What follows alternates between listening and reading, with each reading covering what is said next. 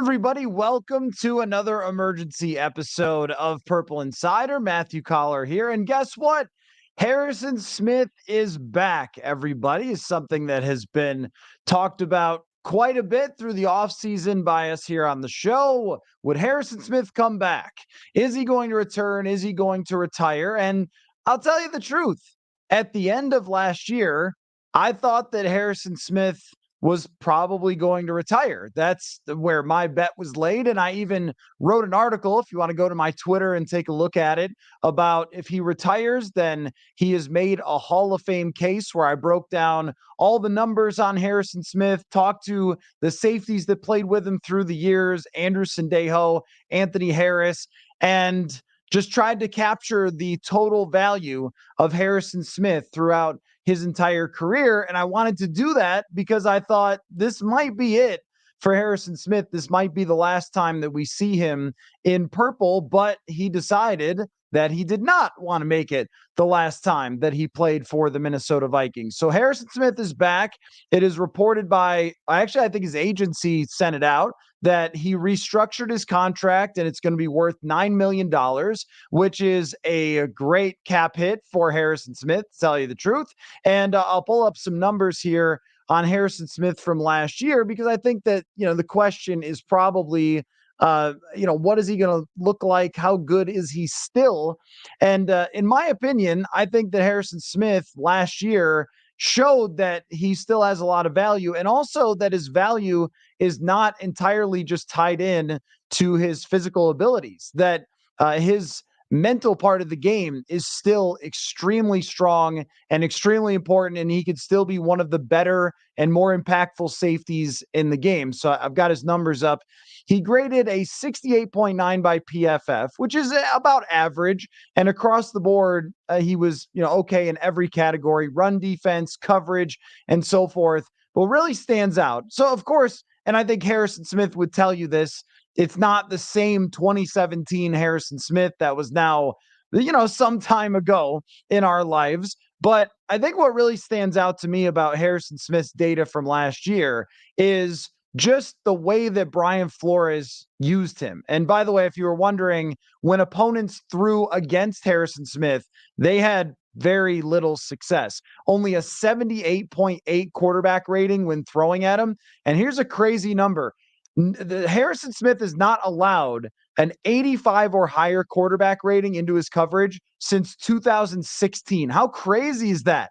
For a safety where it kind of goes up and down from year to year, but Harrison Smith has been that consistently successful when he's targeted by opposing quarterbacks. I think that really says something about him, that he is able to be, consistently successful that way.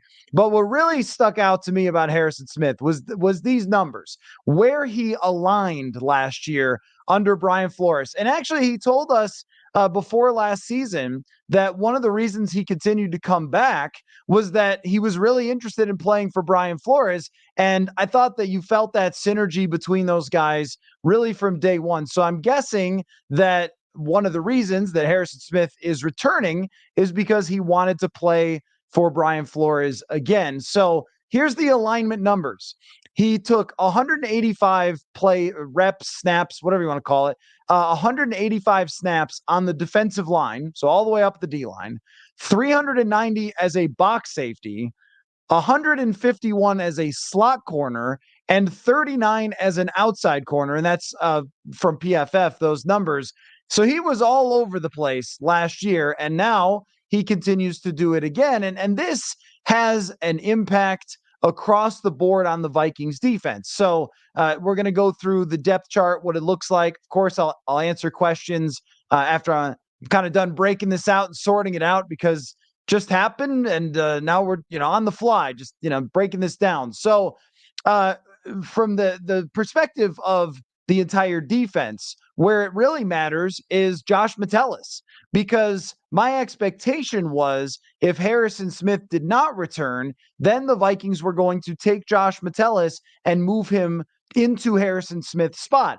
which is a similar type of role, but Metellus plays much more in the box than he does deep safety, and he is more like a hybrid move around type of linebacker than Harrison Smith is, who's more of a pure safety but comes up into the box throughout his career. But with now Josh Metellus, he can maintain this role on the defense where he can be that guy who's all over the place, the rover, the hybrid, whatever you want to say. The thing that for years I kind of made fun of because I had never seen a defensive coordinator use it successfully, or maybe only a handful of times. And then, here comes Brian Flores and proves me wrong that you can have a hybrid safety and have success with them. But now Metellus doesn't have to slide around on the defense. He can play that same role that he played before, and Harrison Smith continued to do what he does. It allows their secondary to have a lot of continuity, and we'll get to some corners that are still remaining out there. There's not that many that are really good because corner is a very important position. But mentioned Xavier Howard in the comments there. He's got previous experience with Brian Flores and was very good under Brian Flores. Quite possibly that could be a name they look at. But when you think about the secondary in general, you are now bringing back, and I'm going to count Metellus in this, Metellus, Bynum, Mekhi Blackman, Byron Murphy, presumably Caleb Evans will have some role on this team. I'm not sure if he's starting again or if they're looking for an upgrade there at corner. I would assume that they are looking for an upgrade, but he's still on the team. And we know that Brian Flores uses every player if he's on the roster. That's a lot of guys to bring back who already know the system, and they don't have to really make any replacements there. And just to speak with to Harrison Smith a little bit more, I think that there is a different value that he's brought over the last couple of years as being a veteran that does bring everybody with him. I don't think Harrison Smith is necessarily a guy who says, I'm going to be the coach on the field. I'm going to teach these young guys how to play. But I think his approach and his intelligence and his ability, I think it just permeates the entire defensive back room. And if there are similar people in that room like him, and I think Metellus is, and I think Bynum is, guys who bring a real intellectual approach to the game, that having him there raises all boats. And we saw that last year. We've seen every safety who has played next to Harrison Smith over his career play really well.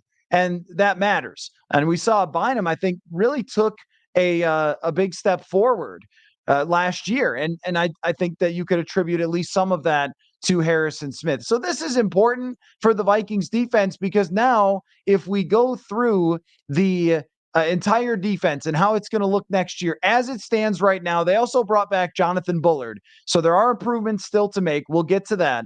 But they've got Andrew Van Ginkel and Jonathan Grenard as their edge rushers. Right now, Harrison Phillips and Jonathan Bullard at defensive tackle. Another guy is needed there. Somebody brought up Sebastian Joseph Day in my email, so thanks for doing that. I think that's a potential guy they could look at. DJ Reader has been brought up by a few of you. So there's still some defensive tackles out there. They need to add another one and have Jonathan Bullard be a role player. They also let Kairos Tonga go today. So he's out, not a fit. I guess with Brian Flores. At the linebacker position, Blake Cashman, Ivan Pace Jr., they need more linebackers because they don't have any on the roster other than Brian Asamoah. Obviously, that didn't really work out last year. Maybe there's a spot for him next year, but the fact that they played Troy Dye over Brian Asamoah tells you that they're going to need more bodies there. Maybe Troy Dye comes back. And then the secondary kind of laid out. So right now, this starting lineup as a defense is pretty solid. It's only a starting lineup. There is no depth whatsoever, and that's what they have to improve.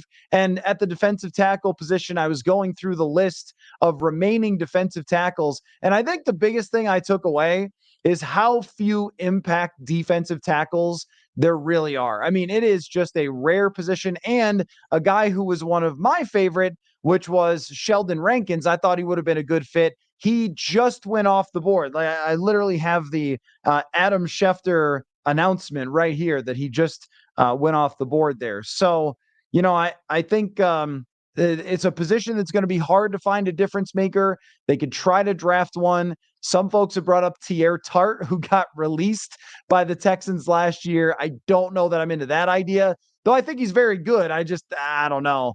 Seems like there must be a problem there. The only real impact player left at the defensive tackle position is Eric Armstead, formerly of the San Francisco 49ers. Seems like that was a cap casualty for them. So the Vikings could look at him. That would be, a lot of money to spend, more likely than not. He's going to be expensive, but this is a position that they need. So just to reset, Harrison Smith coming back, he's only going to cost $9 million on his restructure. I don't know the exact dollar figures of how that's going to work out. I imagine that in this case, they are going to have to move some money down the road to restructure this, but we'll have to find out.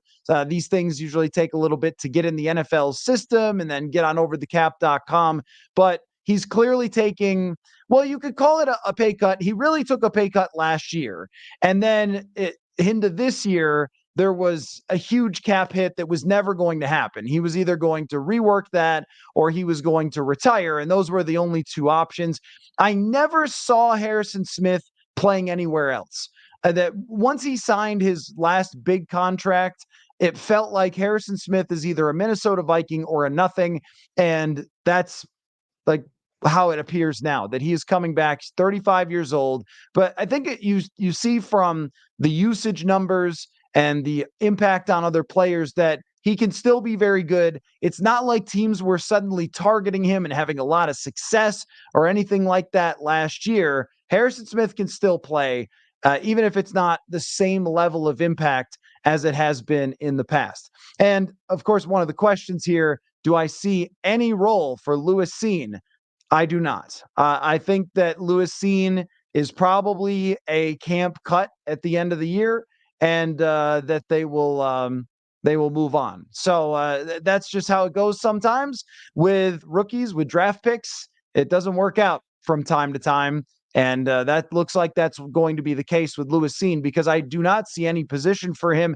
Maybe they will keep him on the roster because he's under contract as depth. But if they couldn't even trust him, and they're also bringing back Theo Jackson, then he's going to be pushed even farther and farther down the list on the defensive or on the safety depth chart. So, yeah, there's really no role here for Lewis Cine.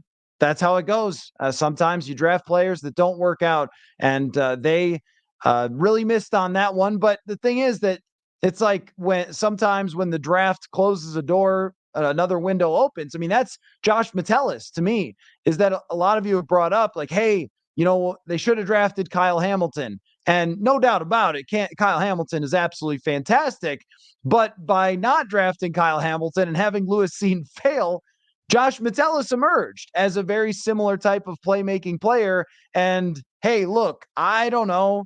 Like, I don't know about the draft, and neither does anybody else. Sometimes it's weird, right? Sometimes a player who is amazing at Georgia and is the defensive player of the game for the national championship game fails, and a 6th-round draft pick ends up succeeding. That was kind of just a versatile guy in college, but never had a whole lot of buzz, and then was cut out of his first camp. Josh Metellus played special teams, and then becomes a really good player.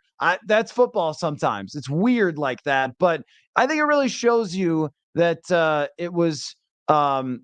it's an important position for intelligence and for the ability to read and react and study and understand all the moving parts on the field. And nobody does that better than Harrison Smith, but Josh Metellus and Cam Bynum are guys that are built in that similar mold. They just didn't have the physical skills of someone like Harrison Smith or Lewis Cine. So you just kind of got to shrug. And the same thing goes for Brian Asamoah, where Brian Asamoah doesn't work out as a pick, but Ivan Pace Jr. does. Football's weird like that.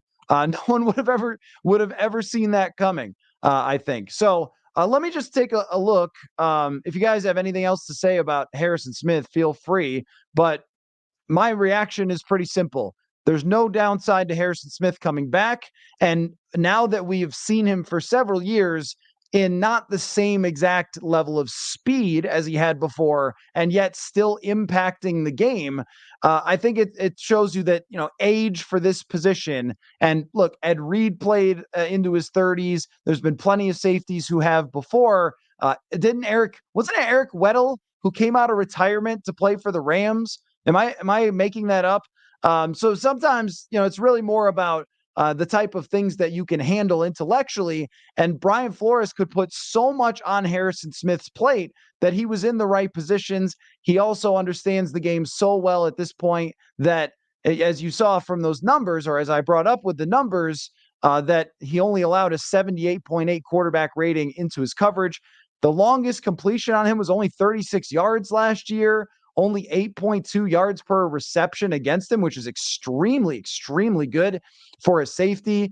I mean, this has got to be a very happy day for Brian Flores to know that he's going to get Harrison Smith back. And the fact that it's not going to be a defense that requires its leaders to really change here, other than Jordan Hicks, this helps them maintain some of the most difficult parts, which is all these guys that are moving around. So Pace, did it last year, and then the entire secondary is all going to continue to be in place. The edge rushers, now Van Ginkel already knows Brian Flores. He's been in this defense before. And Jonathan Grenard is a pass rusher. So he's going to be taking on more of a Daniil Hunter type of look. He's not going to be dropping back in coverage. He's not going to be doing too much. He's going to be running after the passer. So there isn't going to be this learning curve, even though there's new players, except for really Blake Cashman at the linebacker position is going to have a lot to learn. But aside from that, it's not like revamping this defense is requiring a bunch of guys to learn a bunch of new things, where the beginning of next year is going to be a mess from the start. And now I think we could start talking about, if you add another piece or two, what are the expectations of the Vikings defense next year if they are able to add a piece or two, a DJ Reader or, another defensive tackle, then I think we should be talking about them as an above average defense. And now there's more pieces that Brian Flores has to work with. Another thing I wouldn't mind if they did was bring back DJ Wanham if there's a reasonable price. The fact that no one has picked up Wanham yet so far makes me think that a lot of teams, wait for it, might not want him. Right? Am I right? Am I right, guys? Right? Want him? So maybe the Vikings want him back. But no, I think DJ Wanham was a really good fit for Brian Flores. And in the right role, he can be an important player, which is to mix and match and be a third down rusher, or he can come in. I mean, he actually did a really good job against the run last year. So now that he's showed that versatility, if there's nobody that's going to make DJ Wanham a starter and a highly paid player, then I don't think that there's any reason not to consider that, right? That they should look at bringing back Wanham to try to fill this thing out, because that's really the next step. Is they have starting positions now, finding another difference maker on the defensive line, finding someone who could be an upgrade. Maybe it's L'Jarius Sneed, although I saw the latest update on who could trade for L'Jarius Sneed did not include the Vikings. I think it was maybe the Titans that were looking at it. So that may have been a pipe dream. They might have to look at somebody more like Kendall Fuller, who's a really nice player, if they're into a spending mood. I was writing down a bunch of guys. Levi Wallace is a pretty good, like, proven type of cornerback, but Steven Nelson has been around for a while if they just want to take the entire Texans defense from last year. But there are players that they could still add. I also think that it's not a bad thing if the Vikings decided to wait for a little bit to see where the dust settles, because a lot of times some of the best signings in the NFL come. Oh, did I lose my what happened there? Did I lose my audio? What? Oh no, my camera. Hold on. Hold on, guys. My camera did it again. I hate when that happens. Hold on. Camera went goofy again. Hold on a second.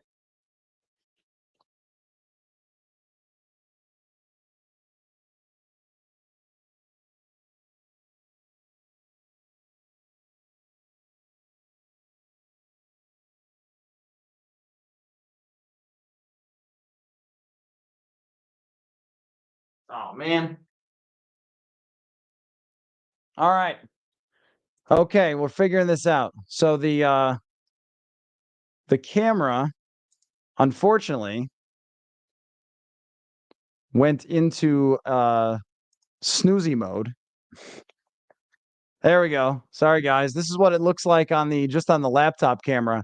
It says that it died a battery driven death. So sorry. Hopefully it charges up a little there. I guess I left it on after the last time, and that was what happened. So yeah, it just ran out of battery, guys. That's what happens. But anyway, so we'll do my best here. I feel like I look much cuter otherwise, but I don't think that you guys are here for the looks. Yeah, Dr. Pepper intermission. Got the Diet Dr. Pepper. Sorry about that. It just happens sometimes where the camera runs out of gas. But anyway, so there's a lot of available free agents still, but I think that it might be smart for them to wait and see who kind of falls through the cracks and wait till maybe the next wave of free agency to do a heck of a lot more. Now that they've spent a lot of money, they've done their restructures and all those types of things. So there you have it. There is your full Harrison Smith returns evaluation. His camera might not want him. Good. Okay. Well done. Yeah, that's right. It spent way too much time over the last few days looking at me, and it really got. It said camera exhausted, and I was like, I get it. I get it. I'm exhausted. What a time it's been, right? That happened to their first draft. Yeah, in 2022. That's good. You guys are funny. So what's on your minds here? We'll see if my camera charges up a little bit, and I can flip back to the normal look. But for now, this is just fine. Um, so a gas powered camera, yeah, yeah, right. I'm gonna have to get one from recently. Okay, yeah. So this is a good idea right here from Big Grill and Dad about Kevin Zeitler. I was looking at some available guards, and Kevin Zeitler was the name that came to mind for me. And I was looking like, wait, is is he is he exhausted as a player like my camera? And the answer is no. It looked like he graded pretty well from the Baltimore Ravens last year, 71 grade, which was fine among guards. It wasn't too bad. So I think that Kevin Zeitler is a good idea. I'll give you some other names that I wrote down at the guard position. Let's see, Zeitler. Oh, Connor Williams. Now, Connor Williams had played center for Miami, but he's also played guard. And another guy that might be interesting as well is John Feliciano, who's a veteran. He's on the older side, but I didn't want to be seen spelled with a C. That's another good one. So John Feliciano is another guy. He played really well for San Francisco last year in his 30s. But this is a situation where if they went out and got an older offensive guard, I think you're good with that because they've kind of, they've drafted people and they've tried to throw younger people in there, younger guards in there. Doesn't always work. Or they've tried the journeyman thing, doesn't always work. If they were to get someone who's really experienced, has a long, long track record of starting, then that would be good.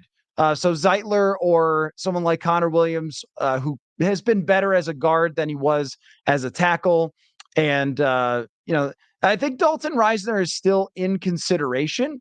But the thing about Reisner is when he tweeted out that he wants to sign somewhere or what, I can't remember exactly what he tweeted, but it was something like, hey, come get your favorite guard.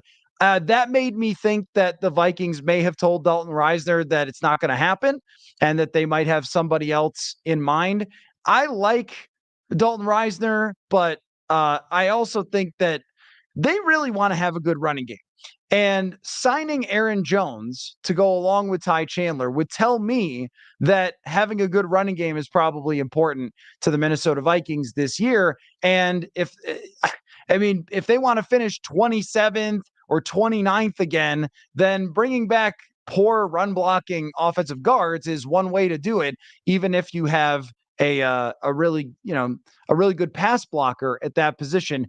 So it's a balance though, because you have a guy, in Dalton Reisner who could protect your young quarterback or Sam Darnold, whoever it is, That's important. So I've always kind of gone back and forth on Dalton Reisner because you can make an argument, hey, having a run game is pretty important. And you can also make an argument that, hey, pass blocking is more important than just about anything. And when the Vikings did build their offensive lines specifically for the run game, there was sometimes where it suffered when it came to the interior pressure, which murdered Kirk Cousins on a number of occasions.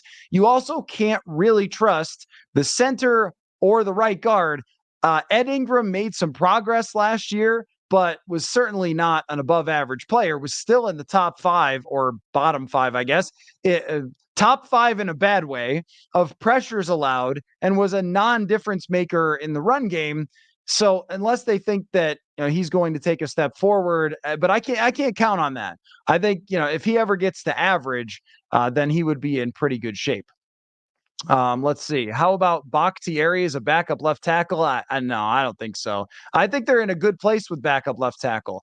They brought back David Questenberry, good player. He's been a starter in the league before. He could play any position. You would much rather have that than somebody who you don't even know is going to play. In fact, I really think David Bakhtiari should just retire. He's missed like 3 straight seasons mostly. Reg says, wouldn't Flacco have been a better choice than Sam Darnold?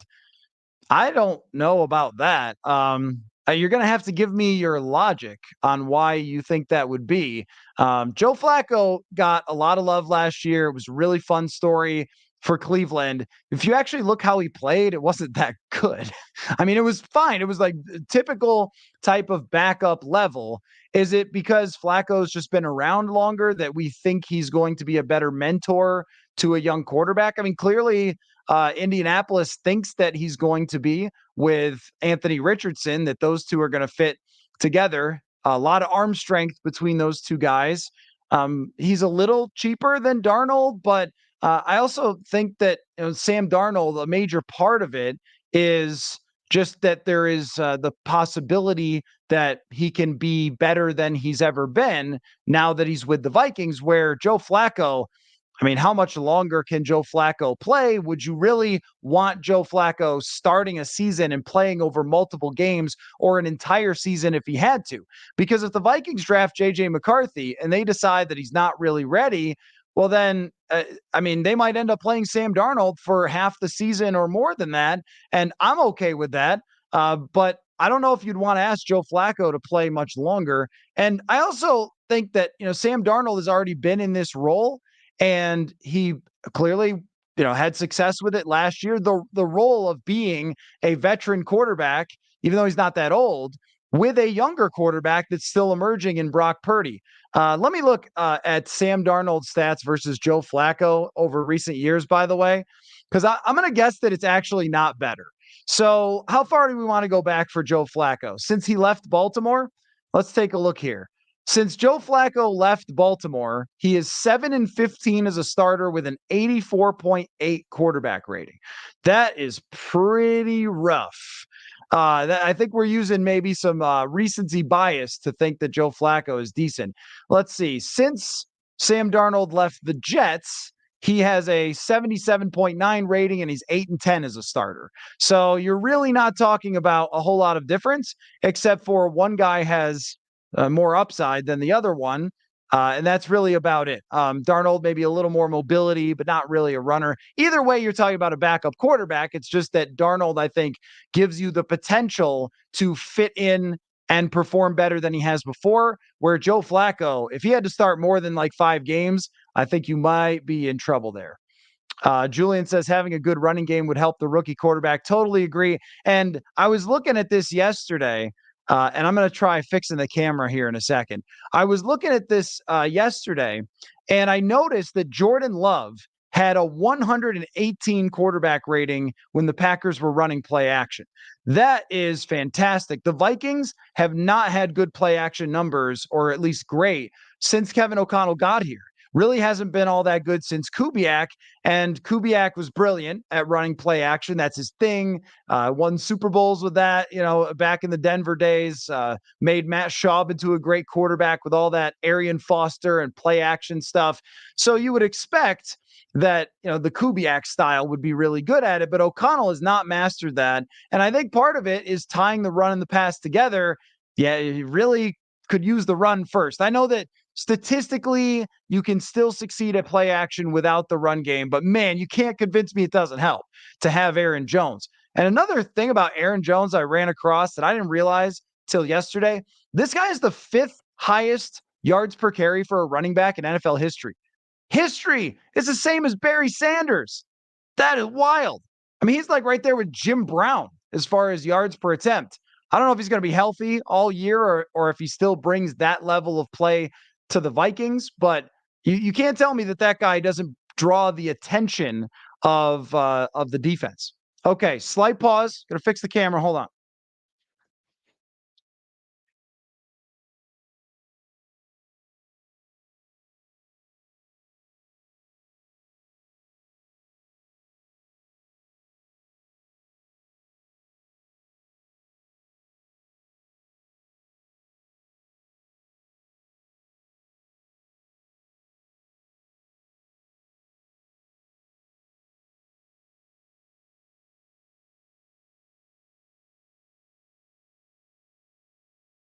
Okay, no dice. No dice. Okay. Well, hopefully you guys had a chance to think of more questions then. So this is what we're rolling with for for the rest of the live show. And I'm sorry. What I realized is that I left it on when I wasn't doing the show, and so when I turned it back on, we were without. But I probably don't need this much light to be blasting my face. Whoa, that looks a little better. As now I look like a creepy basement guy. Okay. That doesn't look that now I look all washed out and creepy. This is why we buy a camera, is because the built-in camera is not great. But I appreciate you guys hanging with this, despite how strange this looks. So I'll give it another try in a few minutes. But as long as the audio is good, we're fine. Let's see. No Stop says any chance we grab a defensive tackle in free agency. Armstead is 30, so a 1-year contract. He probably wants 3. Yeah, I mean, they do have to get one for sure. They have to get a defensive tackle. There's no question about it. It's just who they're going to get. They can't run back Harrison Phillips and Jonathan Bullard as the only two again. They have to go out and get somebody. A 3-year deal for Eric Armstead. Let me take a look at how he played last year. I mean, this guy has been such a beast over his career. But and this is a position that generally ages pretty well. So I mean, I don't know. He looks like he was still really good, especially in pass rush. 42 pressures last season, 500 snaps, but graded over an 80 by PFF. So his numbers are pretty good. But I think if you're expecting the Armstead that was playing 800 snaps, that's not who he is. You would really have to be looking at him as much more of a rotational type guy. So if it was a multi-year deal, I mean, we've seen someone like Calais Campbell continue to be really effective.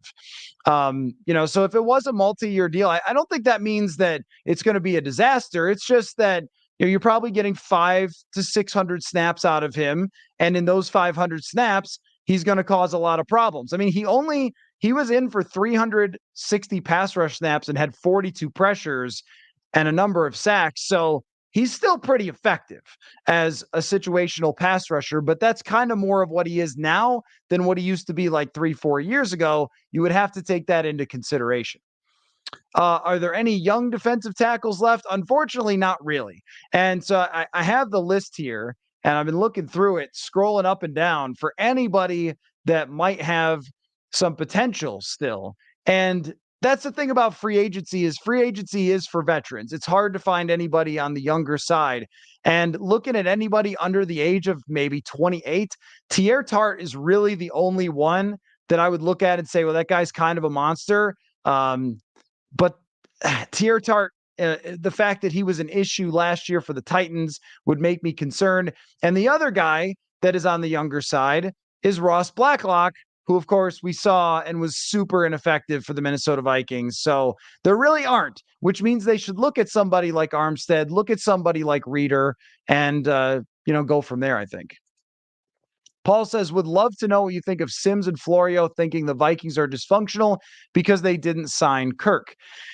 Well, I try not to get into any sort of like I'm going to disrespect what other media people say and things like that, which is a delicate dance because a lot of the things that have been said about the Vikings over the last week and their plan have sounded like people that weren't paying that close of attention. But of course, Florio is a Vikings fan, so he should be paying close attention to what they've been doing over the last several years to lead up to this moment. But I don't think that's what he's pointing at. I think he's pointing at Kevin O'Connell said that he wanted Kirk back publicly, and Kwesi Adofo-Mensah has sort of, towed the line of like, I like Kirk, but, there's a price tag and all that. And they ultimately move on. And so I think what they're trying to tie together is, well, did they undermine their coach by not giving him back his quarterback? But, I think what you heard from Kevin O'Connell at the combine when he said that Kirk has earned the right to hit free agency, I think that he understood all along that there was a very realistic possibility that Kirk could leave because they didn't negotiate a deal with him the previous year. Even though they tried on a short-term deal, but Kirk bet on himself. And guess what? Kirk won again, as Kirk always does in free agency. But I think that this was something that they had prepared for, was like you get to the fork in the road and it might go left or it might go right. It might go, here's the plan if Kirk returns, here's the plan if he doesn't, on their price. And he didn't. So now they have their plan to go forward and draft a quarterback. But we've also heard from Kevin O'Connell about really liking the draft class and being in the meetings with some of the guys and being impressed and all these things. And you could hear a little excitement in his voice when he was talking about that when we were at the NFL Combine. So I look at it as more of a typical speculation of Mike Florio, that he does that a lot with teams, where he looks at what's going on from the outside and he offers a sort of speculative opinion. And that's maybe, I don't know if it's rooted in anything or not. But I wondered about it. I'll say that I wondered about it. I wondered if this was the type of thing that could cause some rifting. And I brought it up a few weeks ago with Kevin Seifert. Like, hey, could there be, some butting of heads over this decision? But I think what makes it easier for those two to be on the same page is simply the price. I mean, how, if you're Kevin O'Connell, could you now look at what they've done on defense and think, oh man, like this was bad for us, right? Like what they've been able to spend and likely structure contracts to use cap space from down the road, knowing that Kirk's deal is not going to be there. How, if you're Kevin O'Connell, would you be upset about the idea of finally having a really good defense that you could put a lot of money into? And also, I mean, with Kirk Cousins, you've got to know, if you're O'Connell, that if you pay someone that much money, take a look in the rearview mirror at your predecessors who are still, Mike Zimmer still shaking his fist angrily at Kirk Cousins' money and contracts. Like, how would you look at what happened to the past regime and not say, you know what, some of that was probably because of Kirk Cousins and because of Kirk Cousins' money? So I don't know. Like, to me, it doesn't sound like it was a report. Maybe it's just more speculation because I haven't seen any evidence of this. The evidence sort of suggests that they had a price on Cousins that they were willing to pay, and he went way over that price, and he ends up with the Atlanta Falcons. So I don't know. But maybe he's talking to different people than I am. I don't know. There could always be headbutting over these things. When it's a quarterback decision, that is a big organizational decision when you have over the head coach. And maybe O'Connell thought the price should have been different. I just never got that. I never got that vibe that O'Connell was being unrealistic about it, because every time he spoke about it, he said, Kirk knows how I feel about him. He knows I want him back, but this might not work out. But he might hit free agency, but he might choose somebody else. And he chose somebody else. So That's how I'm looking at it for now until we have any other evidence that I should have a different opinion. So David says the Texans traded picks 12, 33, and a 2024 first and third to move up to 3 last year to move ahead of the Colts, who took a quarterback. Do you think that is close to what we would have to give up for the number 3 pick? So yeah, 12, 33. So it'd be a first and a second, and the next year's first and third. So this is something that I brought up in a conversation with Eric Eager that's going to run soon on the YouTube channel, where he ran through the Jimmy Johnson chart, the kind of the analytical percentages and whatever the numbers, the nerd stuff about the draft value and what it might take. And he suggested, spoiler, something very similar to what the Texans gave up for the Vikings to move up to number 4. And now I'm looking at the Arizona Cardinals is I think you have to get to 4 to ensure yourself to play no games that you get your quarterback there. If they're moving up, that's what they're doing it for, to make sure they get one of the elite 4 quarterback prospects.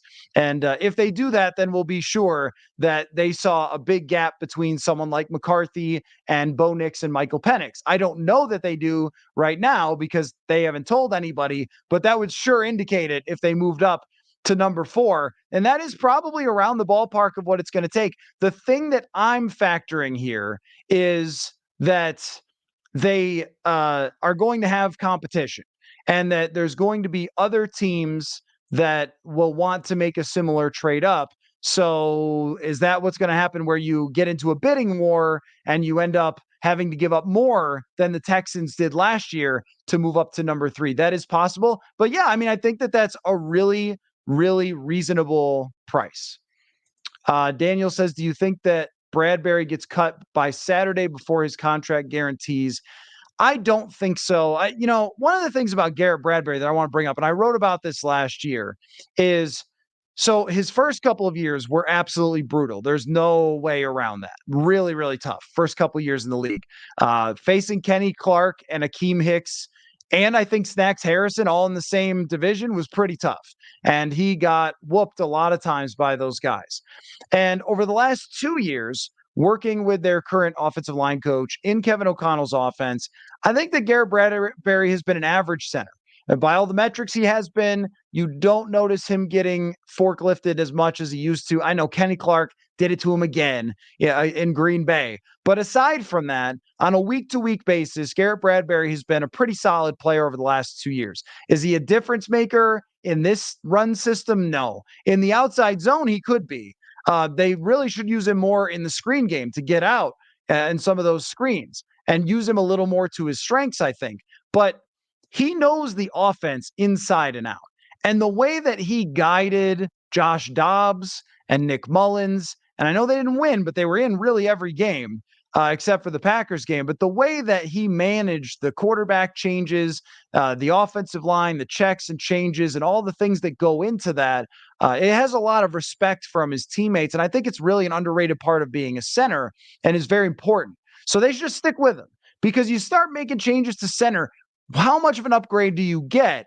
And versus a guy who really understands the offense. So when you bring in an inexperienced quarterback to run this offense and you go up to the line of scrimmage, you have Garrett Bradbury who understands all those checks and changes. He can read the defense and make the protection changes instead of the quarterback.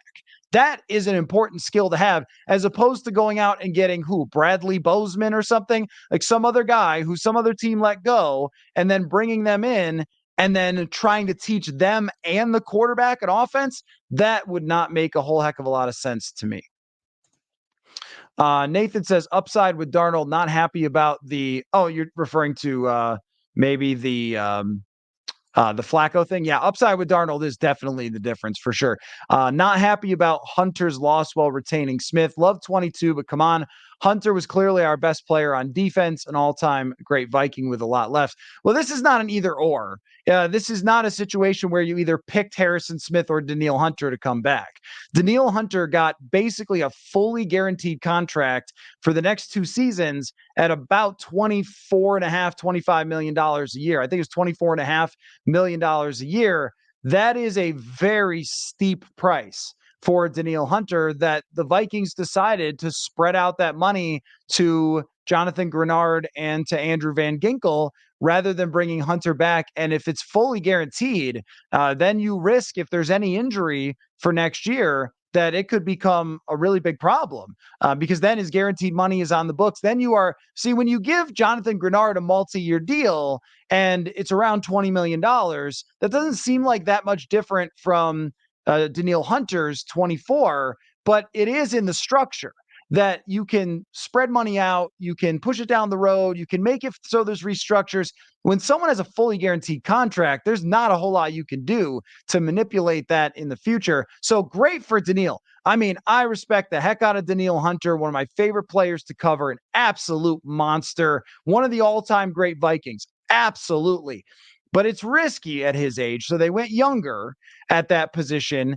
And it's also more difficult to work around those fully guaranteed dollars. But it wasn't a choice between Hunter or Harrison Smith. You were not getting Hunter back because his price was so high, and it really seemed like he wanted to test the waters and go somewhere else. I mean, just the way that his situation's been handled over years has kind of pointed to, him wanting to do that. So he did, and I think that's okay because they got replacements, but it's hard to replace Danielle Hunter. There's no question. He's a great player. But everything is the economics game. Everything is, if you spend over here, then you can't spend over there. And if you don't have this flexibility, then you can't do that. And at Hunter's age, with his injury history, you'd be walking a bit of a tightrope there. And as far as, retaining Harrison Smith, I mean, he is still a good player. It's not going to cost a heck of a lot of money. So, all good to go. Let's see. Steve says, why does the national media keep pushing Kwesi to trade Justin Jefferson for less than market value? So this is something that I'll try not to go too off the deep end with complaining about. Talked about it a little bit last night if you want to go check that out. But I just think that, so here's how I'll lay it out for you. I looked up a bunch of different contract negotiation players in recent years. And every single one of them had stories about how the negotiation was going badly. They were demanding a trade. There's a problem, like Deebo Samuel demanding a trade, Jalen Johnson demanding a trade. Those guys both signed huge contracts with their team. That this is part of how it goes, and it always has. As far as contracts with really expensive and really great players, that there's always a game that gets played through the media. And the other thing is to, let's be honest, we all love drama. Do we not? We love drama. We love trades. We love fake trades. We love arguing. Would you do T. Higgins and 2 firsts for Justin Jefferson? We love that. That's what we do. That's football. And I think that in this case, there's a lot of that. And I saw Tom Pelissero put it out there that Jefferson wants to see what they do first. Well, this isn't really a thing either, I think, because they were probably going to negotiate after free agency and after the draft, as is the general cadence of the offseason for the Vikings. They've always done it that way. They do free agency, they do the draft, and then they do the contracts, and then they announce them either at the beginning of training camp or a little bit into training camp. Hockenson is about as far as we saw somebody go, but that got done. It is not dramatic. It is not exciting to say, everyone, just be patient. But I have enough drama and excitement with the Minnesota Vikings in many other areas, so I will tell you that. You're just going to have to be patient.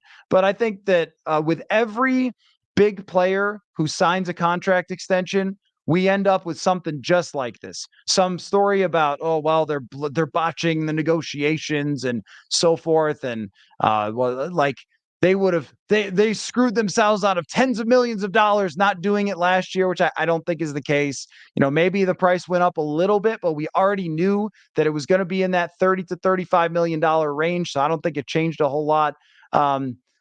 Take your deep breaths when it comes to Justin Jefferson and hold tight. And if something changes, then we'll talk about it. But until then, it feels like a lot of reaching, a lot of speculation, a lot of, I got nothing to actually report about this, so I'm going to try, that sort of thing. So Dennis says, don't think New York gave Darnold much of a chance. They were a horrible team. Yep, I've got another podcast coming on that with a New York Jets podcaster about that, and I think that you're right. That they really did. I mean, they really did. That doesn't mean that if he was a great quarterback at that time, that he shouldn't have made them better. And if you're a great quarterback, you survive that usually rather than getting traded. But to your point, when Carolina traded for him, they traded a second. When the Patriots traded Mac Jones, they traded him for a sixth. So there was belief there, even in Carolina. And then he's put together stretches that have been at least indicative of a decent quarterback. And he went 8-9 with Carolina, so not terrible. But even if he's a backup who can go 8-9, if that was your season next year and you're developing a quarterback and you're building a team for the future, I mean, that's not a bad outcome. Like I've been thinking about this a lot, that all those 8-9 and 9-8 seasons with Kirk Cousins, the reason that they're bad is that the expectations were reach the NFC Championship. And that's where the team was at. And that's the financial investment that you made. But if you have a middling season en route, so think about Detroit, right? Detroit has that 9-8 season where they started 1-6 en route to being a great team last year. If that's your next year for the Vikings, where you have that with Darnold and he's up and down, it's kind of wild, and some weeks he's great, some weeks he's terrible, and JJ McCarthy is developing to be the quarterback in 2024, or I'm sorry, it is 2024, 2025. Like, that's a good outcome. And so our expectations change on where the train is going. If the train has reached winning window station and you go 8-9, that's terrible. If the train has momentum toward being a Super Bowl contender in the future, then 8-9 is a stop along the way. And I look at next season as a stop along the way, that they will be a good team, at least from what I'm seeing so far, and bringing back Harrison Smith is part of that, but not probably a true Super Bowl contender. Skol City Blues says, with a projected range of 135 to 150 million over the cap next year, I assume you mean per over the cap next year, we must throw caution to the wind with draft picks. Getting 3 is mandatory if quarterbacks go 1 and 2. Personally, I would go all in for number 2 with Jaden Daniels from LSU. 1 through 4, man, because it seems like there's going to be a lot. It just seems like, nobody really knows, seems like there's going to be a lot of competition for JJ McCarthy, but they have to ensure that they get 1 through 4. That they have to, because if you did all this and you don't end up with, unless they love Bo Nix and they think he's going to drop, I don't know. But if you're only sold on 1 through 4, if you're the Vikings, then move heaven and earth. Do not delay. Do not mess around. Don't worry about adding one more second-round pick from 2 years from now. You'll figure the rest out on defense, but you've got to make sure you get your guy, or this is a mess, because that's what it all hinges on. It all hinges on making sure they get who they want in the draft. And if they do, then wow, this has been the perfect offseason for them. So far, there's a lot more to do. So Eric Hendricks is signing with the Cowboys, huh? That's interesting. Well, look, money, there's money. Eric Hendricks knows the system, and there's also that, time heals all wounds. Clearly there was something not particularly great with their relationship at the end of the time where Zimmer was in Minnesota, but the relationship with everybody for Mike Zimmer at that time was not good. Eric Hendricks, I think, can still play, had a decent season with the Chargers last year, and is a much better fit for the system that Mike Zimmer plays, as we've seen. So, yeah, you knew that Zimmer was going to bring somebody back his way. It's just turns out it's going to be Kendricks, apparently. So, Lassie says, which position beside quarterback in the upcoming draft will be the most important position? I've got 2.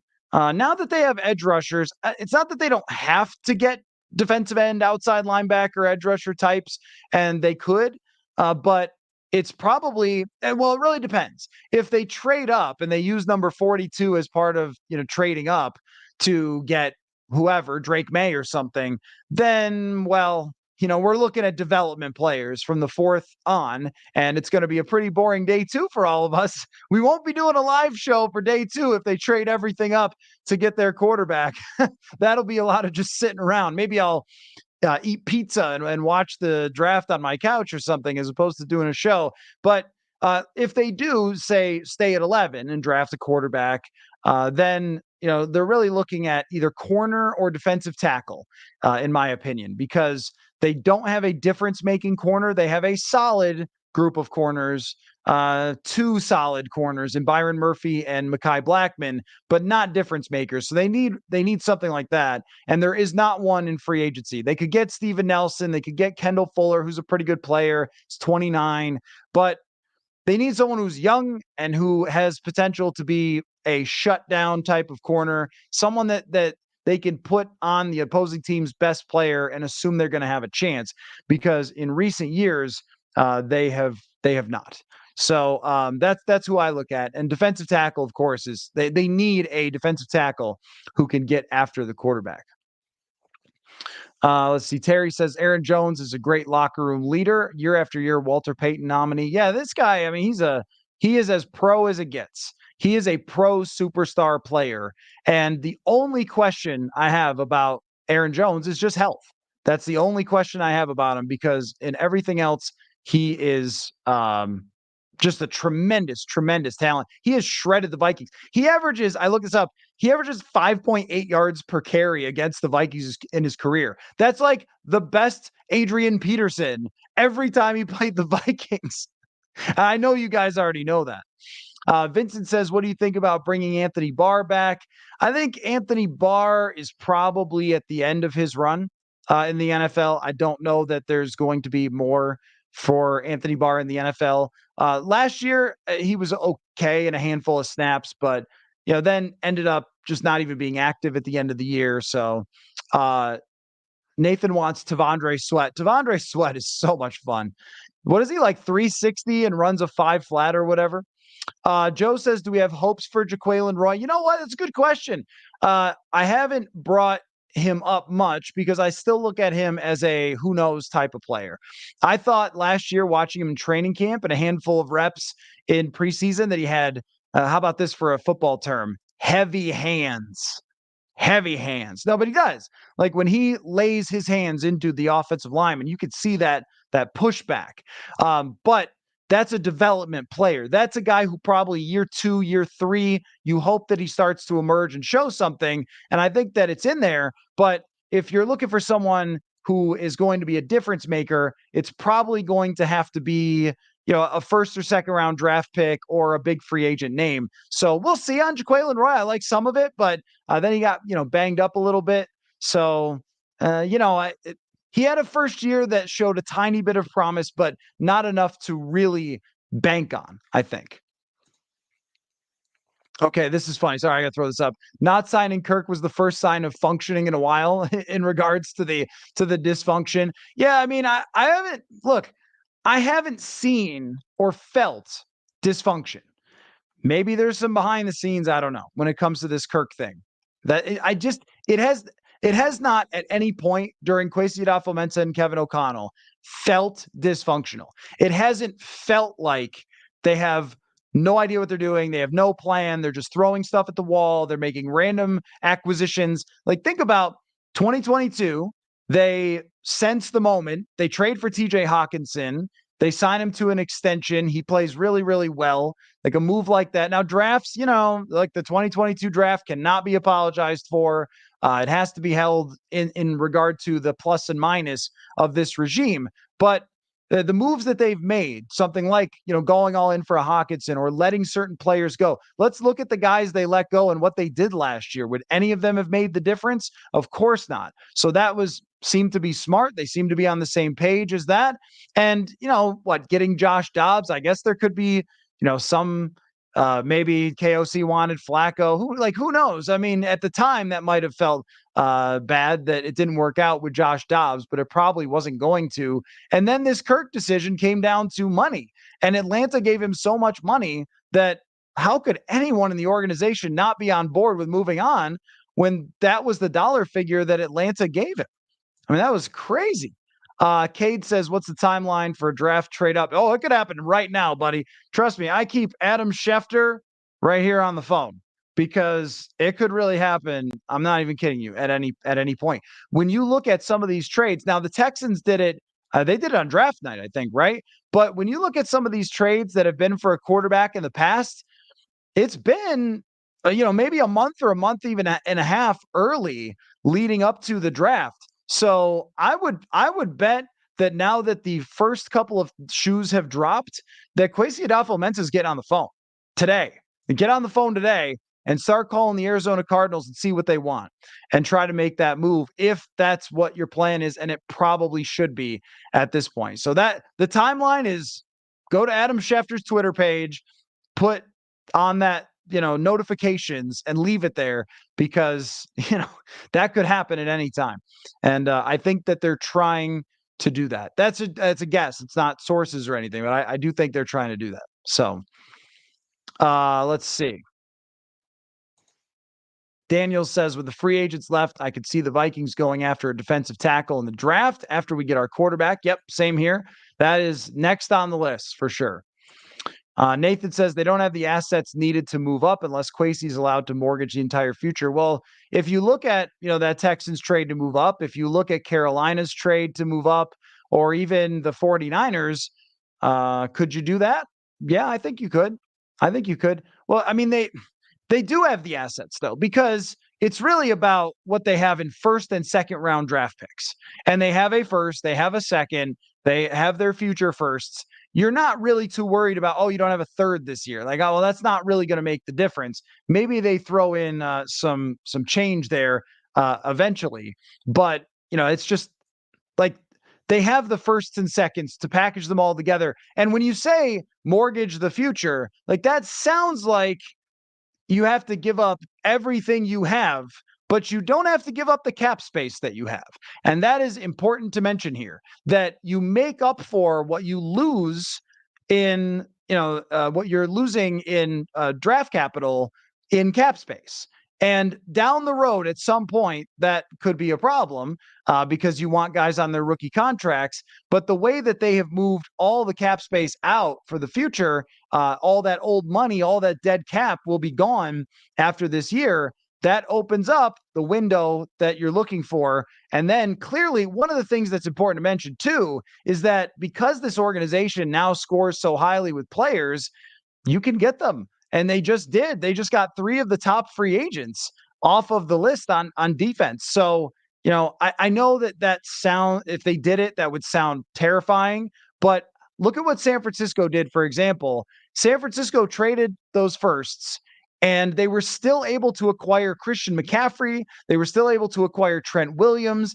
You could trade for guys down the road later with second round picks and whatever you need to do down the road, free agent signings. Like you already have some of the hardest parts of the roster done. And if you are to trade up and have a quarterback, 2-star receivers, 2 quality tackles, like those are most of the key positions. And now you have 2 quality edge rushers, a couple of good linebackers. Like there's a lot to work with now, more than there was just even a couple of days ago before they started filling out the defense. Julian says, do you think with Harrison Smith signing, we won't see Lewis Cine? It's actually not even Harrison Smith that makes me think that. It's that I think they brought back Theo Jackson, didn't they?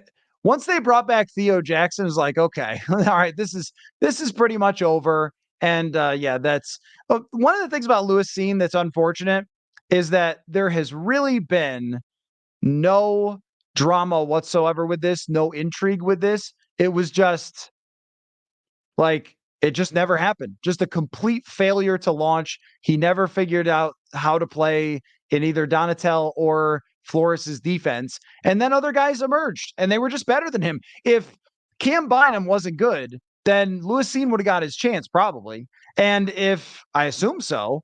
And if Josh Metellus wasn't good, then maybe Lewis Cine, they're trying him in that box role or something like that. But the Vikings, honestly, they kind of lucked out with that happening, that their other 2 safeties turned out to be good. So yeah, I think that the Lewis Cine, there is no Lewis Cine era. It never happened, and it's probably never going to happen. So that's how it goes. Let's see. Sorry, scrolling down here. Uh, every so often, it's funny when there's one person who, um, like makes a pro Kirk argument. You're like, well, you're the first in the room after that price. So, oh, here we go. This is always good. Gregor says, name a good USC quarterback in the NFL. That's always fun. Well, Carson Palmer was fantastic, so that's one. He was a terrific quarterback, but helmet scouting, what year is it? What are we talking about here? I mean, Justin Fields is bad. CJ Stroud is good. Kyle Bowler was bad. Aaron Rodgers was good. There's no university that consistently turns out anything. It's hard to be in the NFL. It's hard to be a great quarterback. So, that's just how it works. Like that's kind of the part as like the JJ McCarthy thing. Like I hope they're not looking at the helmet because you shouldn't scout that way. But yeah, like Caleb Caleb Williams also played at Oklahoma. Now we're going to get to the point where quarterbacks played for like 5 different universities. So you have to have 5 different universities that have never pumped out a quarterback. But yeah, that's silly. So you have to do a pie chart when fixing the camera. I know. I think it looks okay. I mean, shout out to my laptop for having a decent built-in camera. Otherwise, I would have just been in the complete dark here. We could take 1 second. I'll try to fix it again. I guess batteries may be fixed.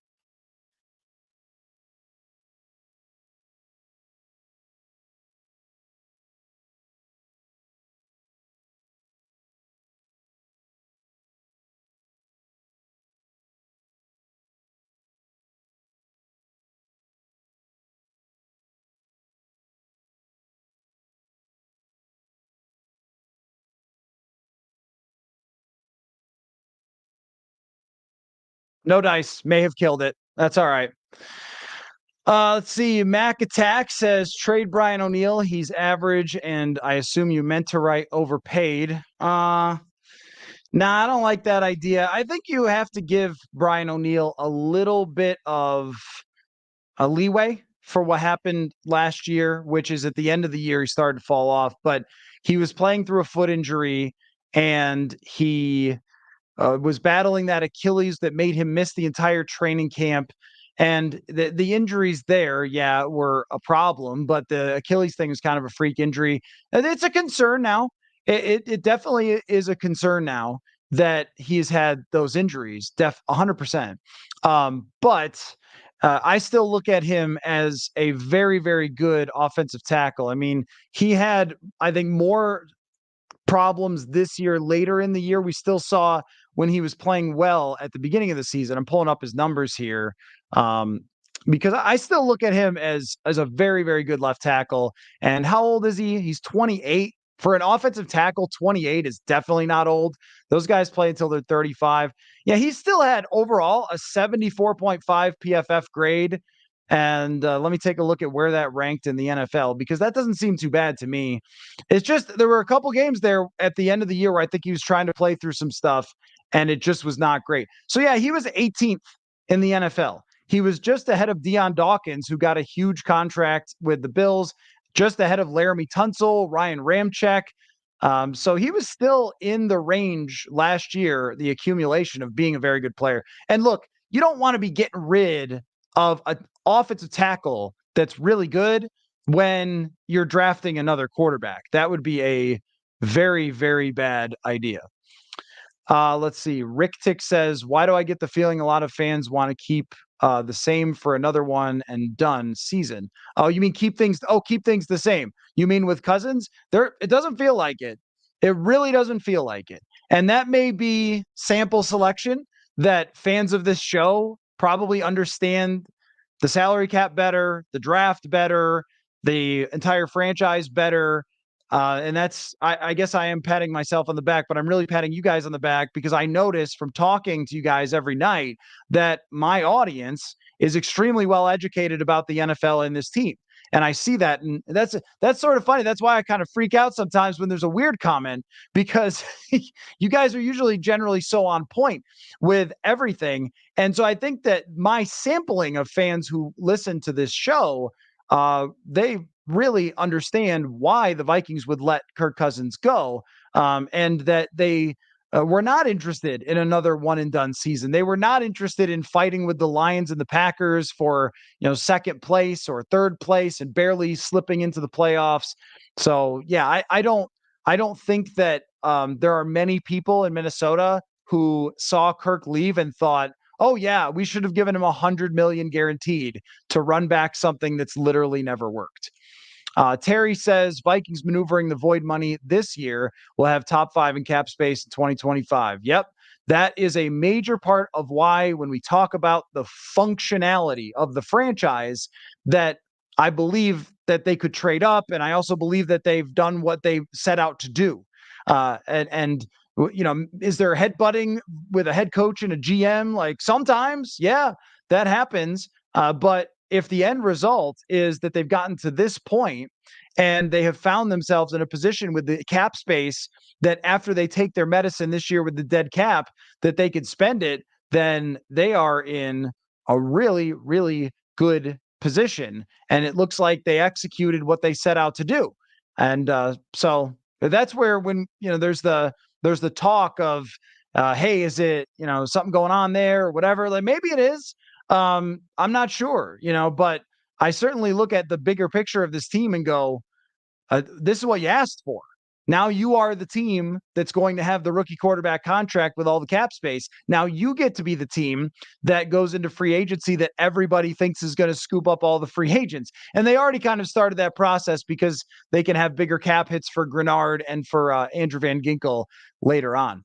Marty says, I know it's a long shot, but I get jacked up thinking about the Vikings hitting on the quarterback in the draft, plugging him into this offense. Can't get rid of Justin Jefferson. Well, of course, yeah, you can't get rid of Justin Jefferson. That's the main reason that none of it makes sense.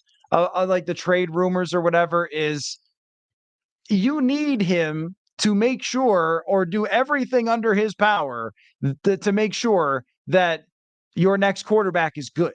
And that's his job. That's why you pay for him, is to be that guy who your young quarterback can throw to at any time, even hopes and prayers and dreams, and they'll come true. So as long as that player is better than Nick Mullins, has more arm strength, which, all 4 top quarterbacks certainly have that. As long as that's true, is that the rookie quarterback has the physical skill to get the football in the direction of Justin Jefferson, he's going to up the percentages. And we cannot ignore the fact, when we analyze Kirk Cousins, that he had Justin Jefferson. And this is a reason not to pay Kirk Cousins that is rarely brought up. What's brought up usually is the Achilles, the age, the lack of playoff wins and stuff. But also, he's not the only human being on earth who can huck a pigskin in the general direction of the greatest receiver in the league. And since we've already seen this play out in NFL history, just even, for example, don't even use the Vikings. The Vikings have a ton of this, but don't even use them. How about the Rams? How about Kurt Warner landing from the grocery store to the NFL with Torrey Holt, Isaac Bruce, Az-Zahir Hakim, Marshall Faulk, Ricky Prohl? Like, there have been many examples of quarterbacks having great wide receivers and weapons. You don't have to look far. How about Jimmy Garoppolo? How about Brock Purdy? Like, there's a lot of these examples in the league. How about Jalen Hurts, of quarterbacks who are not even the highest draft picks, but as long as they're talented and have supporting casts, then you can make the most out of them. So, that I think that Jefferson is such a huge part of that it's important to mention. Julie says Hawkinson won't play this year. He will. Yep, he will. It's going to take some, recovery, and it might bleed into the season. But it's an ACL. Like, ACLs happen. That's how it goes. Players come back from ACLs these days. That's modern medicine. Remember, Delvin Cook had the ACL, and then the next year he came back and his first handoff was like an 80-yard touchdown in the preseason. Like, guys come back. So Jordan says the national media saying we need to trade JJ is like the guy at the party telling everyone to do a shoey, which is drinking a beer out of a shoe, but he would never do it himself. Yeah, so I think of myself as being um that type of person where I come up with a dare and someone else would do the dare. So like I whatever, in a press conference, I dare you to ask Mike Zimmer this question, right? But I would never do it. It is the same kind of thing. They should trade Justin Jefferson, but if they, there's no way they would do that. You're right. You're right. There's no way that they actually try to make that work. So, like, no way that any of the people suggesting it can make that a good idea. Like, it's not a good idea. You can argue all day long about, whatever Moneyball you think or whatever, but no one can argue. Well, like, let's go to the tape. Let's go to the data. Let's go take a look at what this man has done in the NFL. There's no way anyone can tell you that it's a good idea to trade Justin Jefferson. That is a player who is going to make you win, not somebody who you get rid of for draft picks. Terry says Darnold was very young when he was drafted to a bad team with a harsh media and fan base. Makes me fear for what might happen to Caleb Williams in Chicago with his soft feelings. Yeah, I think you're a little tough on the soft feelings part, but it's a factor. It is a factor for sure that Caleb Williams is going to have to learn how to manage because there are certain fan bases that are a little bit more on the aggressive side. There are bigger medias where everything you do becomes more of a thing than it probably does, say, like in Minnesota, where for a big market, it doesn't have a huge media, which is kind of interesting. And I also think the landscape's just a little bit different. The culture is a little bit different than it is in New York or it is in Chicago. So that could be a problem for Caleb Williams. Could be something he has to deal with. I'll agree with you there. But for Darnold, I also think that his age was a factor as well. He was so young when he got to the NFL that he should have been a guy that developed, and instead he didn't. So, like that maybe opportunity, him not having it, I mean, was a factor for why he was never able to really figure it out. And he's been in the NFL now for a few years. And look, Baker Mayfield with that same Carolina team looked done. And then he goes to Tampa Bay and he looks like a quality quarterback. So we've seen this happen from numerous quarterbacks where it looked like their career was over and then it turned out it wasn't. And for 1 year, $10 million, totally fine. I saw people losing it about the price. Are you serious? It's 25% of what you would give Kirk Cousins, except for there's no guarantee past the first year. I mean, I think that's a totally fine price for a quarterback. What are we talking about here? Do I think that Howard would be a good fit for the Vikes? I assume you mean Xavier Howard. And it depends on how much they think he has left in the tank. That's important. I saw Jalen Ramsey say that he thought Vic Fangio used him wrong last year. That may be true. He was absolutely wonderful with Flores. So, yes, I like that fit. I do. I like a veteran, true, proven star corner for this defense. And then, if they get that, we can start talking about like how good could they be? Nathan says we had Kirk and JJ for 4 years, one playoff win. No, that would be 0 playoff wins between those two guys. Not even one playoff appearance. Not sure JJ was on that team. Yeah, right. In 2019, that was still Diggs. Now we start over at quarterback. Why pay JJ the bank contract he wants? I say trade him now. I mean, do we have to go over this every night, folks? The contract, how it's going to be structured. I'm excited when it happens to show you that by 2025, it still won't be expensive. I think I've even called up AJ Brown's contract on the screen, the current highest contract. I could show you Tyreek Hill and how they can renegotiate that deal in Miami. It's not going to be that restrictive, and you can pay really great players around the league. Kirk's contract was restrictive because of the guaranteed money and how you couldn't really do a whole lot with it unless you renegotiated it because he always needed it to be fully guaranteed. That's not going to be the case with Jefferson. So, yeah, I mean, look, any argument to try to trade Jefferson is just insane to me because when you draft a quarterback, the best thing you can give him is a great player. And look, the 49ers paid Deebo Samuel. The Rams paid Cooper Kupp. Like the Julio Jones was making a ton of money when at Atlanta when they went to the Super Bowl. AJ Brown was on his huge contract when he went to Philadelphia. That you're and so was Aaron Donald was highly paid. Like you can sign great players. That's actually important to know.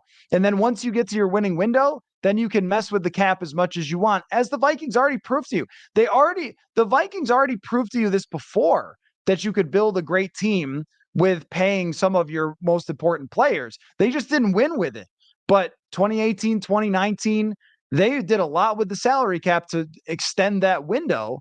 And it ended up that they still had rosters good enough. They just didn't get over the top. So let me scroll. Let me scroll. Do I think they're going to trade Lewis Cine? I don't think you could trade him for anything at this point. Yeah, just probably not possible that you're going to get anything back from them. Let's see. Road Skol says, I think Brandel was signed to take over one of the guard positions, cheaper contract, see if he can fill that role. I don't think so. I think Blake Brandel scored. I guess he scored a contract. You could say it that way. He signed a contract that was consummate with what backups get.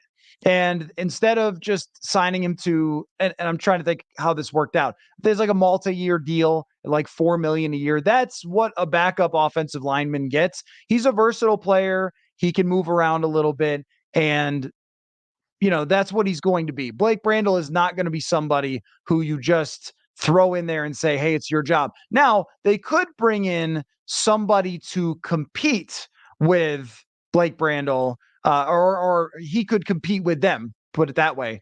That maybe it's a couple of veterans and they come in, they have three guys fight for the job, and if Blake Brandel takes a huge step forward, then there you go, he's the guy. But they're not going to look at him and just go, "Oh yeah, you're all set, you're good to go." Blake Brandel, you're set. You're the guard. He would probably be in a competition with veteran players. Is my guess that they'll wait till the second wave. Unless they could get someone like Kevin Zeitler or Connor Williams, but it's probably more of a second wave type of thing. David says cards seem to be set on Marvin Harrison Jr. at 4. I think 5 is the spot. Could be. Wouldn't that put us in the driver's seat? No way Harbaugh trades his guy McCarthy to the Broncos or Raiders in the division. Yeah, 4 or 5. 4 would more assure you that you get a top 5 quarterback. So I think 4 is the place. But you're right about that if you're Arizona and 3 quarterbacks are going first, you do not want to let Marvin Harrison Jr. get away from you. But now there is another thing, though. We don't know for sure if they look at him and say, "Hey, he's the guy. He's the only wide receiver we want." They could also look at Malik Neighbors, and they could also look at Rome Odunze and say, "You know what? If we trade down to 11, we could still get one of the top 3 wide receivers based on what the other teams are going to do." Atlanta's going to go defense more likely than not. Okay. The Chargers are probably either going to trade out of that or go with an offensive lineman. The Jets, what are they going to do? An offensive lineman themselves? So maybe the Jets could go wide receiver. I guess that's possible, but it feels like they've got good weapons there.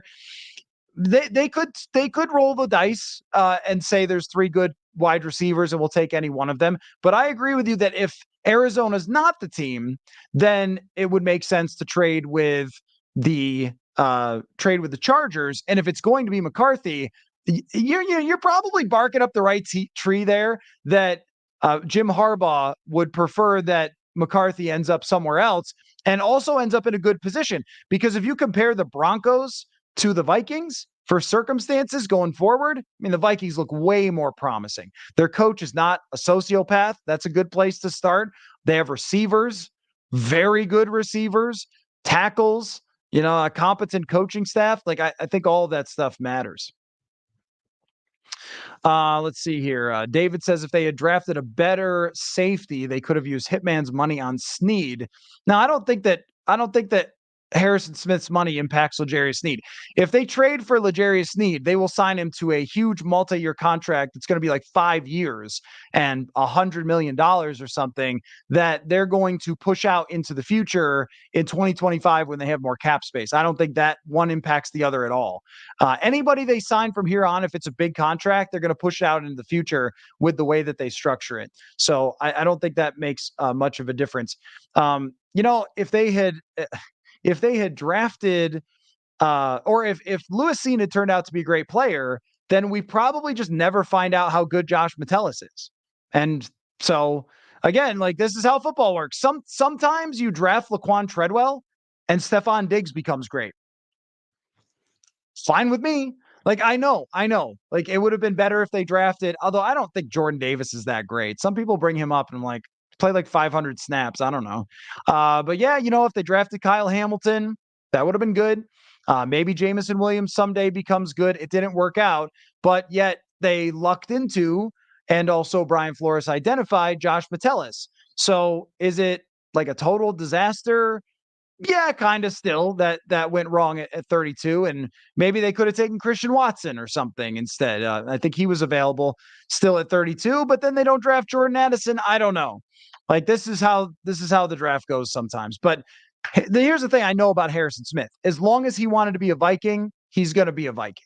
So that was never going to change. If he wanted to come back, he was going to stay here. That never going to change. Brent says, I think the Vikings should stick and pick the best available quarterback. You're not helping a young QB with no high draft picks for the next 3 years. That I don't agree with because they already have the things on the roster you need to help a young quarterback. You already have 2 great wide receivers, a great tight end, and offensive tackles. So, and then you're spending money on the defense. Like you've already got the things that you need as a supporting cast, plus the coaching staff. But about that, I mean, yes, you'd prefer to have those first round draft picks. You'd prefer to have that draft capital for the future. No question about that. That if you are given your druthers, so to speak, that yes, you would rather pick having the best or the first round picks rather than not. But here would be the issue. So if I tell you Kevin O'Connell wants Drake May or JJ McCarthy, he does not think anyone else is a first round pick outside of the top 4. Are you still picking Bo Nix at 11 anyway? Like, no, you're not. Are you still taking the risk on Penix and his health? No, you're not. Are you picking them in the second round? Like you would, if you have the option between trading up and picking a quarterback that Kevin O'Connell thinks can be the next great franchise quarterback for the Vikings, or just rolling the dice on other guys who he evaluates as second round draft picks, I'm giving up the draft capital. No, hands down, I'm giving up the draft capital. Now, I still think that Nix and Penix are good prospects, but just in comparison to those 2 options, and his opinion is the one that matters the most, far and away to me. That, I watch these guys, I form opinions on them, but that doesn't matter. As far as decision making, I want the guy that he thinks is going to be the best, and he can be all in on that guy. Now, you guys are funny. John David Booty as the USC quarterback. Rodney Peete went to USC. Sean Salisbury. You guys are great with the names of of the USC quarterbacks. So sort of shows you I got a little behind here with the chat, and I apologize for that. Jared says it's so strange that here I see so much positivity over the direction of the Vikings. Everywhere else, it looks like the opposite. Vikings are on so many free agency loser lists. Well, yeah, I mean, I think that it's really the difference between and here is where I would apologize for people who are not covering the team. Because if you think about what I do, what Dane Mizutani does, Ben Gessling, Andrew Kramer, Kevin Seifert, Alec Lewis, the beat reporters who are there every day. And tomorrow, press conference to announce some free agents. So I'll be out there doing a podcast with Dane. Excited about that. So I'll be there at the press conference for all these new players. Very exciting day, actually. I think Sam Darnold's going to talk. I'm not 100% sure, but they're doing a press conference. So that's cool. But anyway, when you're among the group of people that pays very close attention to everything that one football team is doing, you're just going to understand a lot better than the person who works for website X who's trying to figure out what all 32 teams are doing. Think about the number of hours that I talk with you guys about this football team, the number of hours that I talk with Kwesi adofo-mensah, Kevin O'Connell, Vikings players, people around the team. Like, think about all that focused on one football team. It's actually kind of insane, right? Versus if you work for, I don't want to call anybody out, but like whatever website, whatever, national outlet, how much time do you dedicate to understanding the Vikings? Do you listen to every single press conference? Do you focus on every single move they've made? Do you study their salary cap, like all those things for every team in the league? Or do you just kind of see what they do and you go, oh man, they downgraded a quarterback. Like, I mean, it's not laziness. It's just that it's hard to be like locked in to every single team. I do think that, if you're writing an analysis on the Vikings, you could probably pull up an article of mine or Alex or Dane's or somebody else and maybe try to figure it out. So I do think maybe the national audience has been done some disservice by this team. But another part of it too is when you're relevant, which the Vikings have not been, and they're trying to get to be. When you're relevant, then they pay a lot more attention to you. So if anything, I think the analysis shows the irrelevance of the Vikings franchise over the last number of years, that when you fall into this malaise that people don't pay attention to you, then they don't know those things I just laid out. So it's a little bit of that as well.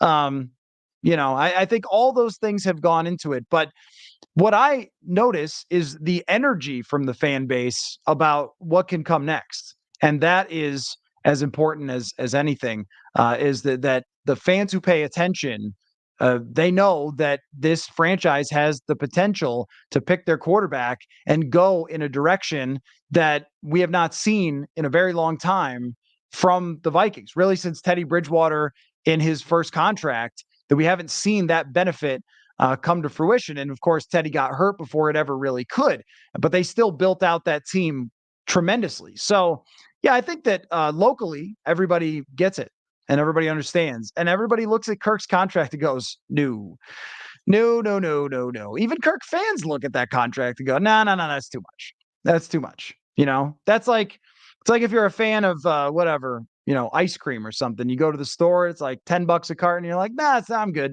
I'll just get the knockoff version over here, the Target version.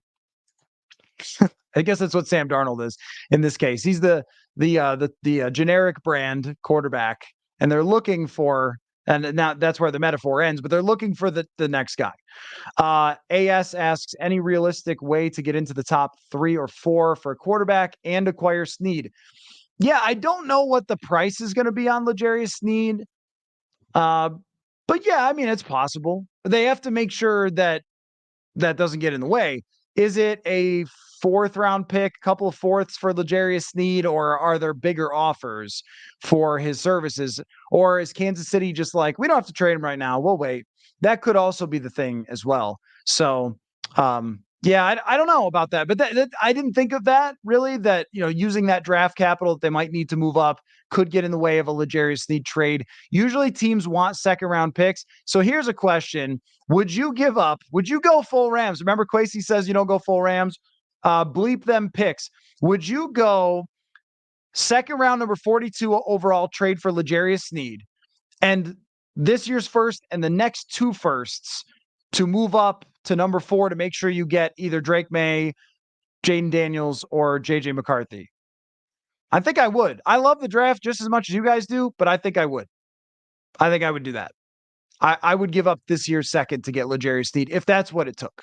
So Jared says, I'm not sure what people are looking at here. Are they only thinking about next season's win total? Yeah. Oh, for sure. That happens a lot. Yeah, definitely. That definitely happens a lot as far as like national media analysis is like, where is this team right here, right now, and not trying to look 3 years into the future. I don't see how you look at this for more than 60 seconds and find their moves overly negative. Well, I tend to agree, and it's something that I had been accused of from time to time in the past as being negative toward this team. I think until recently, maybe that was a reputation, but that's what objectivity is, right? Is that we call the score as it is, and when the team is stuck in the middle with a expensive, okay quarterback and doesn't seem to have any future prospects of competing for a Super Bowl, then we give them an X. But when they look like they're en route to draft a top quarterback and build around that guy with a bunch of cap space and stars at left tackle and receiver, then we give them a check. And so lately, we've been giving them a check. If they had brought back Cousins, we'd have a different tone. And I bet half of you wouldn't be watching because that wouldn't be all that exciting. Yeah, some of you still responding to the funny idea about the USC quarterback, right? Like all those Graham Harrell at Texas Tech before Patrick Mahomes, right? So, you know, um, Paul says I'd trade Brian O'Neill if we draft one in the top 50, which they're saying is the best offensive tackle draft, right? But look, it takes years to develop a tackle. Brian O'Neill is 28 years old. He's still in his prime, and the draft capital cannot be going to a tackle.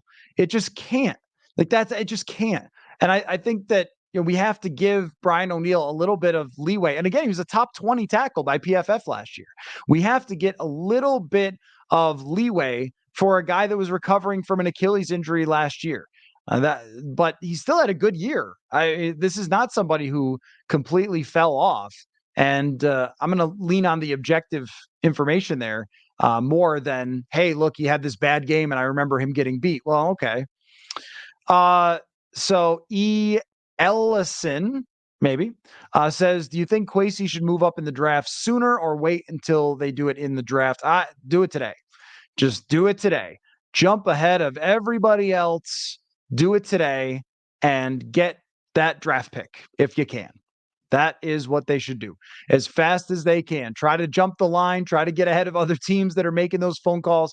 I imagine that Jim Harbaugh and their GM, their new general manager, and by the way, the GM for the Chargers, I'm trying to think of what his name is, Ortiz, I think.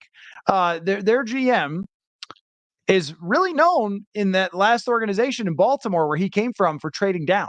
So number 5 really could be the spot. Could be. Mike says, if we trade the 11th and 42nd picks to move up, what are the typical value choices in the ranges of our remaining 6 picks? I'm not exactly sure what you mean by like typical value for the remaining 6 picks. Do you mean like how much it's worth, how much they have for the remaining draft picks? I mean, it's all just going to be shots in the dark at that point. It's all going to be 4th, 5th development prospects, nobody that can potentially start. So you'd have to fill out a lot of the depth with free agent players, veterans, and guys that you've drafted in the past, which is not really a great list. And that's why it's going to take, some time before they could fill out the rest of this roster. That's why it's going to take another year. So AJ says we might not even trade up. TBH, I could see us doing the stick and pick and grab Jordan Travis in the 3rd round. Do not do that. No, do not do that. That is a terrible idea. Nope. Don't do that. No, Jordan Travis is a nice prospect, but in the position they are in now, in the draft that they are in, you cannot hang around and hope in the 3rd round. That is unacceptable. You have to draft someone in the 1st round or it is a disaster. Like there's no other way to look at it. I think they will. Yeah. But like that it's a disaster if they don't draft someone in the 1st round for sure. Let's see. The press conference is tomorrow afternoon. I'm not exactly sure what time. Let's see. Digital says, Matthew, could you look into your crystal ball and tell us which pick the Vikings use in the 1st round and who they take? Well, yeah, I mean, I would say the 4th or 5th pick and they take JJ McCarthy if I'm looking right now, or Drake May, because we're all assuming that every team has Drake May over JJ McCarthy. They might not. I mean, doesn't the Patriots organization scream JJ McCarthy? Tom Brady went to Michigan, didn't have the best stats at Michigan, right? And then he was a winner. You could see that. You could see Drake May being the guy who ends up at 4, and that would be a massive home run. Grant says, you sound optimistic that most of the quarterbacks in the draft will pan out. Well, one thing I know, my friend, is that you never know. But the 2020 draft has had every quarterback pan out. The 2021 draft has had only one of the 5 quarterbacks pan out. And you can go year to year. You can look at statistics. You can look at trends. You can look at NFL combines. You can look at scouting reports. There is nothing that you can point to and go, this is the way to pick out which quarterback is going to succeed. But here's what I know, my friend, is that if you don't pick one, you won't get one. You will never get Josh Allen. You will never get Patrick Mahomes, who, by the way, were not the first quarterback taken, unless you take them, unless you pick them. So pick one. Here's another thing I know is that supporting cast matters. Organization matters. Coaching matters. Receivers matter. Offensive line matters. And those boxes, check, check, check, check, check for the Vikings. They have a coaching staff that is very good, and they added Josh McCown, who should help quite a bit. Former quarterback who worked with Kirk Cousins and got a lot out of him. They've got an offensive line, or at least the bones. They still need to improve there, but they've got the most important positions. 2 great receivers, excellent top 5 receiving tight end in the NFL. If you can't succeed with that situation, well, then that is what it is. But when we try to factor like percentage chance for each guy to work out, so let's base it on all their numbers and the scouting reports and stuff, and let's just say that Caleb Williams has a 60% chance to work out based on historically guys who are analyzed at his level, like Peyton Manning, Andrew Luck, whatever. Let's just say, like, I don't necessarily agree with that, but let's just say that. All right, he's got a 60% chance to work out for prospects that were graded at his level. And Drake May has got a 50% chance, and JJ McCarthy's got a 45% chance, right? But what are their chances if you give them Jefferson, Addison, offensive line? Does that go up to, instead of 45%, 60%? Because we've seen a lot of flawed prospects with great circumstances do really well. And that's what they're really banking on. High Times KG brings up that cornerback play is sporadic, good one year, terrible the next. Yeah, I agree with that. And well, I am a big fan of L'Jarius Sneed. You make a valid point. Like, you shouldn't be looking to trade a ton for L'Jarius Sneed, because that is possible that it can go up and down. He is a particularly good player, but I'm not going to say anybody's different. From one year to the next, J.C. Jackson can look like a superstar and then look bad. So probably drafting one is a good thing. Let's see. Grinders Bo Nix film today. I assume you mean grinded Bo Nix film today. Vikings better draft this dude in the first round and get that 5th-year option. Certified dime dropper. Yeah, look, I mean, I've been more, I think, interested in the Bo Nix idea than other people. And it seems to be that there is a lot of different opinions on Bo Nix, where Dan Orlovsky is losing his mind over his pro day, which I watched his pro day and I was like, okay, well, it's fine. I mean, it looked like he didn't just overthrow all his own receivers running in shorts. So, okay, sure.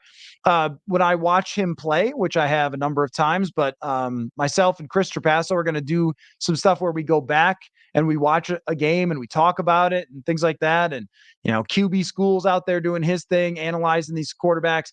There's a wide range of opinions on Bo Nix. Draft analysts tend to talk about him as if he's more of a mid prospect, like a second rounder, like maybe a Derek Carr type. Though you can win with Derek Carr in a rookie contract. They won 12 games one year.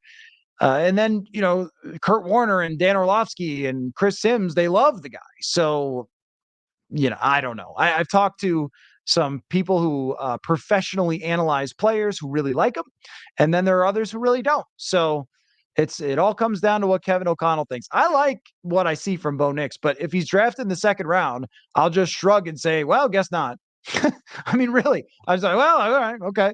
Because that's how it was with, other quarterbacks, like, Malik Willis, for example. Like, oh, all right, I can kind of see what people like about him. Oh, he's a 3rd round pick. All right, never mind. Throw that out. Will Levis, same thing. I didn't really love Will Levis. I didn't understand it. And then, it turned out to be 2nd round. But I also didn't really understand the Josh Allen hype, and he's become the 2nd best quarterback in the NFL. So my thing is always play the lottery and also believe in the league. The league is good at evaluating quarterbacks. So if they let someone drop, then they're right. Then they're almost always right. They're not always right. They were wrong on Lamar. They were wrong on Jalen Hurts. But I think we're going to see Jaden Daniels picked high, and the NFL's kind of figured out, oh, yeah, running is a big deal, and we can develop some other stuff. Tyler says, I'll bet if we stay at 11, one of those quarterbacks will be there. Everyone thought that you'd have to trade up into the top 5 for Fields, and he went 11. The Pats had to trade up for Mac Jones until they didn't. Right. No, good point. Yeah. You're right about that. And that is a example of what I was just kind of saying, which is that you don't really know how anyone feels about the quarterbacks until draft night, until the cards are put on the table. So that's just how we find out. It's almost grading the graders, like grading the analysts is what happens on draft night. Let's see how close they were to the real professionals. It's almost like if you were in a singing contest and you sing the song, and then Celine Dion comes out and sings the song, and they go, yeah, you know what? You were really far off. Or, wow, you can sing like her. It's kind of like that with the draft analysts and quarterbacks. Like, oh, wow, you guys were right on. You really got it. And some years they have. The 2020 year, the draft analysts were really close on, I think, almost all the quarterbacks and where they were going to be drafted. And then in recent years, they haven't been close. So I'm kind of wondering, are they going to nail this? And they are perfectly right about McCarthy and Nix kind of being a back of first round and Penix being a second rounder, or are they misevaluating this? And you won't know again until that night. Chet says at least sign Dalton Risner. Not against that. Not against that. I think that that's okay. If they do, I think they could look for someone a little bit better. But I do think if they bring him back, he was, good pass blocker, and that's a great place to start. Chet says, when was the last time the Vikings drafted a franchise quarterback? It should have been Teddy. It was going to be Teddy. Then it wasn't Teddy because of the knee. Before that, it was for Dante Culpepper in 1999. And that's a funny story, though, about 1999 in that draft, because quarterbacks go at the top, and Akili Smith is taken ahead of Dante Culpepper. And so he was considered a much better prospect than Culpepper. And Denny Green was criticized a lot for not drafting a pass rusher. Little sort of Vikings history for you if you weren't around, that they thought that they should draft Javon Kearse, who turned out to be a great player. But instead, they went with the quarterback of the future rather than looking for just a pass rusher to help them right away. And Dante Culpepper was, again, knees, but knees are always a problem in this history. But they went to an NFC championship. He put up MVP numbers in 2004, had one of the great seasons in NFL history at the time, and the accumulation of Dante Culpepper's numbers. And this is why numbers change so much that if you go back and look, and I did this one time for a appreciation piece of Dante Culpepper, from the first time he started in 2000 to, and hey, look, they let him develop a year. Imagine 2000 to 2004. So 5 seasons. And you compare that to Peyton Manning. It was neck and neck. Now, he was not as good because he fumbled the ball more than Peyton Manning fumbled the ball. And there were turnovers, and it wasn't perfect. And some of the numbers were pumped up by bad defense. So he constantly had to win every game by throwing. Didn't have much of a running game. Kind of dealing with the Randy Moss drama stuff. Randy was helpful for sure. But even in 2004, Randy was banged up, and he still had his incredible season. So sometimes you pick the fourth quarterback in the draft, or the guy who's not considered to be the best of the best, and he turns out to be really, really good. And that was kind of the story of Culpepper, but they have not drafted many quarterbacks in this team's history. And that's one of the reasons that they are in this place. Shadow Wolf says McCarthy won't get past the Giants pick. Whether they take him or trade the pick is irrelevant. If you want McCarthy, you have to get to 5 minimum, and Nix and Penix are not falling out of round 1. Well, I don't know about the Nix and Penix thing, because it depends on who you talk to. Some people think that they're going to get picked right there in the first round, and some people think that they could fall out of the first round. And I don't know, because I am not even though I have the crystal ball, I'm not actually a fortune teller. Sorry, for you guys to find that out. Although I did say that Kirk was going to go to Atlanta, so you got to give me that. But to your point about the Giants, that is the team that swings this whole thing. That is the team that you're trying to get up ahead of if you want to get JJ McCarthy or Drake May or whoever it is. We can't assume it's McCarthy. It sort of seems like that. But yeah, you're probably right though. You need to get to at least 5 to get ahead of the Giants. And if you could get to 4, that would be ideal because then that locks you into getting one of the top 4 quarterbacks.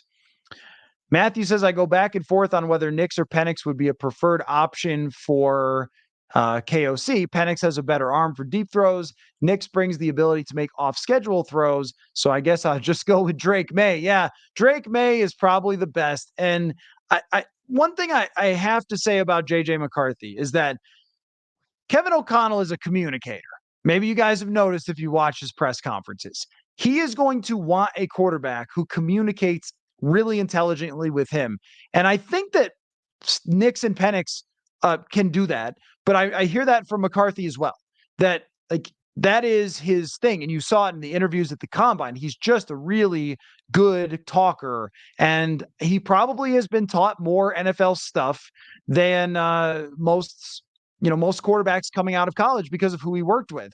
So, there's, but between the two, if it was Nix and Penix, sure. Yes, either one. I mean, you can make a case for either one because Nix was known for executing the offense, and then Penix has the arm strength. I would prefer, I think, Penix a little bit because you want sick throws to Justin Jefferson. But, probably both of them are going to end up being sort of second fiddle type choices. Let's not do the Teddy argument again. It always goes bad for the anti-Teddy people. Trust me, every time. Doesn't go good for you. So we'll just not worry about that. And Matthew says, "What is with the Teddy hate on here late?" There's always been that way. It's always going to be that way. There's always going to be one person who comes in and tells you Kirk Cousins is a top 3 quarterback and tells you that Teddy Bridgewater was terrible because facts don't matter in our society anymore, I guess. I mean, but it's the internet. There's always one person saying everything. You ever see the tweet where somebody said at any given time there's someone saying on the internet Steph Curry can't shoot? And it's like, that's right. There's always some person in every comment section who says that Teddy Bridgewater was bad. Like, okay, pal. Everybody here watched the Minnesota Vikings at that time and understands where that was headed and how good the 2015 season was, understands the receivers, understands the run first mentality. And here's a fun little stat for you. I got a good Teddy stat for you. This is one of my favorites. Because the league has changed, by the way. This is what I'm saying about looking up quarterback ratings from like Pro Football Reference. The league quarterback rating has changed massively, even since 2015. So that's one thing to keep in mind. Here's my fun stat for you. When Teddy Bridgewater and the Minnesota Vikings went to the playoffs and won the division in 2015, they produced points. So percentage of points versus drives. When did they score versus how many drives? At the 7th best rate in the NFL. So when they had the ball, they produced points. Blair Walsh, for most of the season, kicked pretty well, but they did not turn the ball over very often, and they scored a lot of points per drive. They played at a very slow pace, though. They ran the football a lot. Teddy Bridgewater was not going deep shots. It was not explosive offense. It was an offense that was really designed to maintain possession and play well on defense. But they produced points when they had the football. In 2022, the Vikings ranked 17th in the percentage of drives where they scored points and were 11th in punts that year. So sometimes stats can lie to you. Sometimes stats don't really tell the whole story, and that's why we talk about football so much, because we try to contextualize all those things. But I don't think, look in the stands, you still see tons of Teddy Bridgewater jerseys. Mike Zimmer is one of the best player evaluators that I have ever been around in my life, and love Teddy Bridgewater, the teammates, the players. They won games and he was on the ascent. We all know this. We don't have to redo the whole history of Teddy Bridgewater, okay? We know where that was headed. And year 4 was headed in a really good direction, and it is a complete tragedy that it didn't work out that way. Shadow Wolf says the rules changed after that 04 season. Patriots defensive backs mugged Colts wide receivers in the AFC Championship. Culpepper 04 season, still one of the all-time greats. Yeah, the Patriots, they understood that the referees were not going to flag them every time. But yeah, the 04 season is one of the great seasons in NFL history. Braun Frickin' Solo says they should have kept Jeff George as the starter for one more season, then rolled with Dante. No. Dante's first season was amazing. What are we talking about here? Come on, people. Do we have to do history every night? Do we really have to? This is what we're going to do. In the summer, we're going to go through these things. I'm going to put together packages for you. I'm going to put together stats, information. We're going to go through these things so we got it all right. 2000, Dante Culpepper went 11-5, led the NFL in touchdowns. Had a 98 quarterback rating in a league where the quarterback rating wasn't even close to that, and made the Pro Bowl, threw for 250 yards a game. They should not have. Jeff George went to Washington and then flamed out. We got to use Pro Football Reference more. We gotta watch old NFL films a little bit more. That's what we need to do here. That's our homework assignment. Big Grillin' Dad says, why not trade 11 to San Diego? Love the usage of San Diego. Until they win in the playoffs, they're San Diego. Let's be honest here. Then Harbaugh can draft McCarthy at 5. Well, Harbaugh's not drafting McCarthy, but I think I know what you're saying. I see what you're saying. Yeah, trade to San Diego and then draft McCarthy at 5. Yeah, I think so. That is a good plan. 4 would be what is it about the certain mark of the podcast where the just very, very bad historical attempts here. It's Teddy honesty, not Teddy hate. No, the honest thing about Teddy Bridgewater is that he's a Blair Walsh kick away from winning in the playoffs as a second-year quarterback whose entire offense was built around a running game because they had no wide receivers, because Stephon Diggs and Adam Thielen were not there yet, and because Norv Turner was 100 years old, and because they had a great defense, so they played to that defense. But overall, throughout that season, he played well. He graded well by PFF. They produced points as an offense. They won a lot of football games, and he was only improving. It's the only way to look at Teddy Bridgewater. There's no other way. There's no other retelling of you only threw so many touchdowns. That's because Adrian scored all the touchdowns. What are we doing here? We can't do this every night where we get this horse crap about Teddy Bridgewater from 8 years ago. What are we doing here?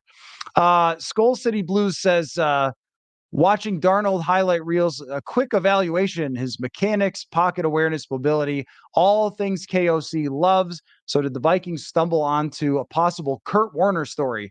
So all of that is a problem of what you just said. His pocket awareness and accuracy have been major problems during his career.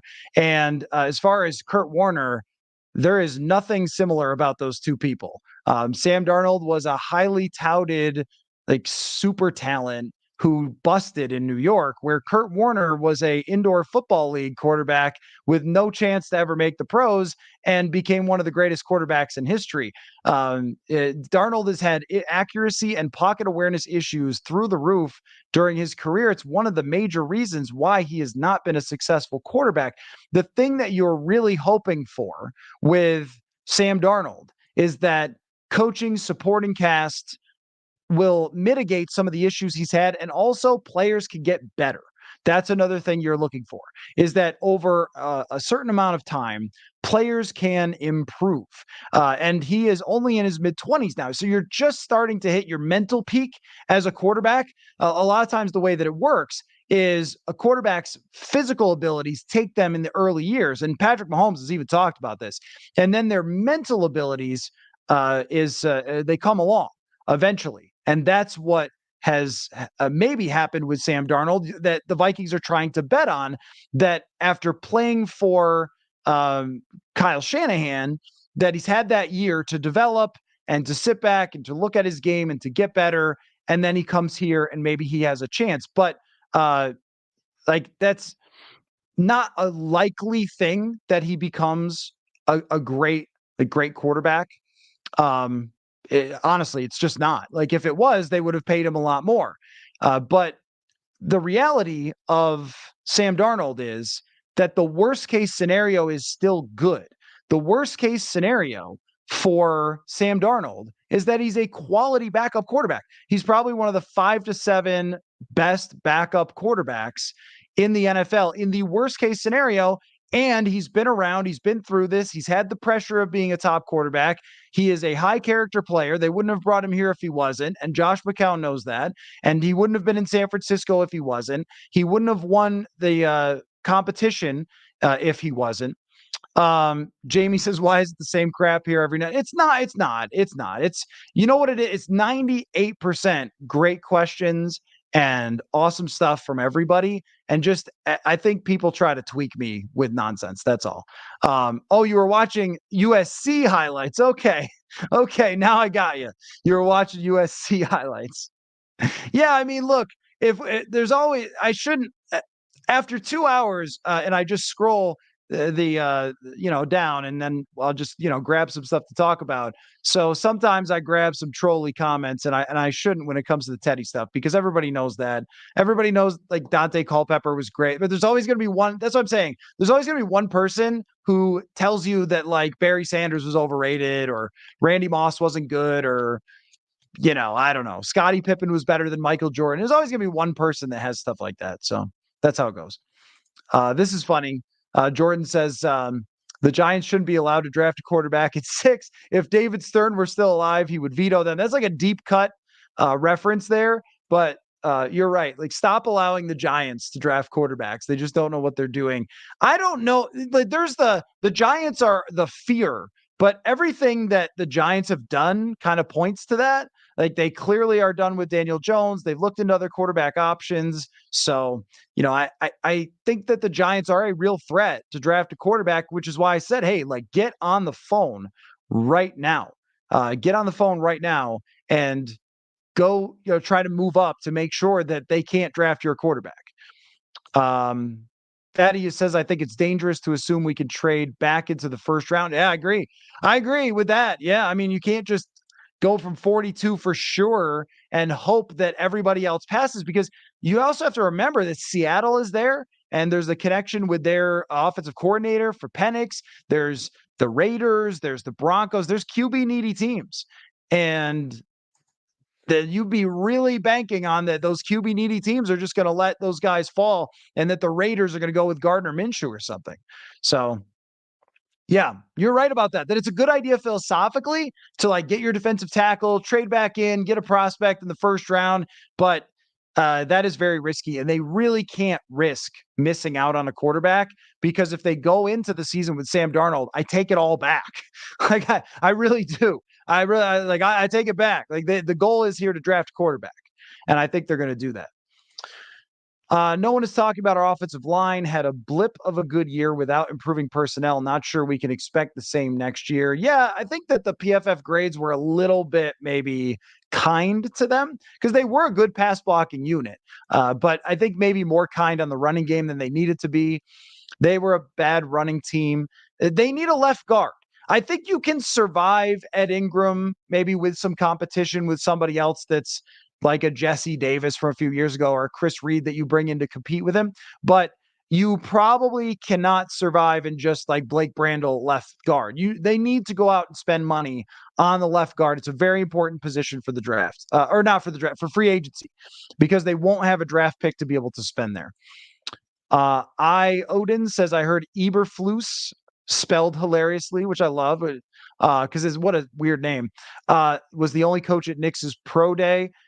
So yeah, I don't know what that means. I don't know if that means something or not. Like that, the one thing is that it's so close to the combine that maybe teams met with him there, or maybe they think he stinks, or maybe everybody thinks that pro days are overrated. I honestly don't know. I don't know. I haven't seen any reason why there was such a lack of attendance of head coaches at the pro days.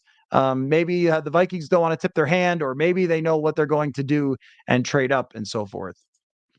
Why do I think Reisner is not being signed? I think it's the same reason for last year, that guards and run blocking are a big deal. They are really the driving force of a run game. And when you have a guy who cannot run block effectively at all, was a bottom 10 graded run blocker last year and every year that he's been in the league, that they're not going to pay up for him. So if he's looking for a big contract, he's just not going to get it. Marty asks, how much do teams know what other teams are going to do with their picks? It's a good question. They all, I think, are doing the same thing that you're doing. In fact, I remember hearing, I think it was Tom Telesco, the former GM of the Chargers, said that he used the PFF mock draft simulator in the same way that we do, but he was using it more to fill in the picks the way that he thought it was going to go, as kind of like a whatever. But I'm sure he ran some simulations as well. We nobody really knows till draft night, but I think teams do have a really, really good sense by analyzing their opponents what they're going to do. Don't trade up now in case the quarterback blows his knee at the pro day. Okay, now that would be the most Vikings thing ever. They're all in on JJ McCarthy and then he blows his knee at his pro day. I guess that can't happen. A lot of you really want a better center. Left guard is a thing that they can improve on for sure. Center is not something I think they need to change right now. And I would really not change it when you're bringing in a new quarterback. That is an important point, that Bradbury is okay now.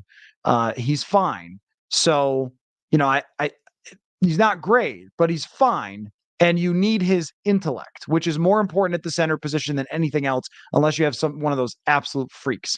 So, yeah, you're right. Bradford gave hope, and then his knee went out. Yeah, it happens all the time.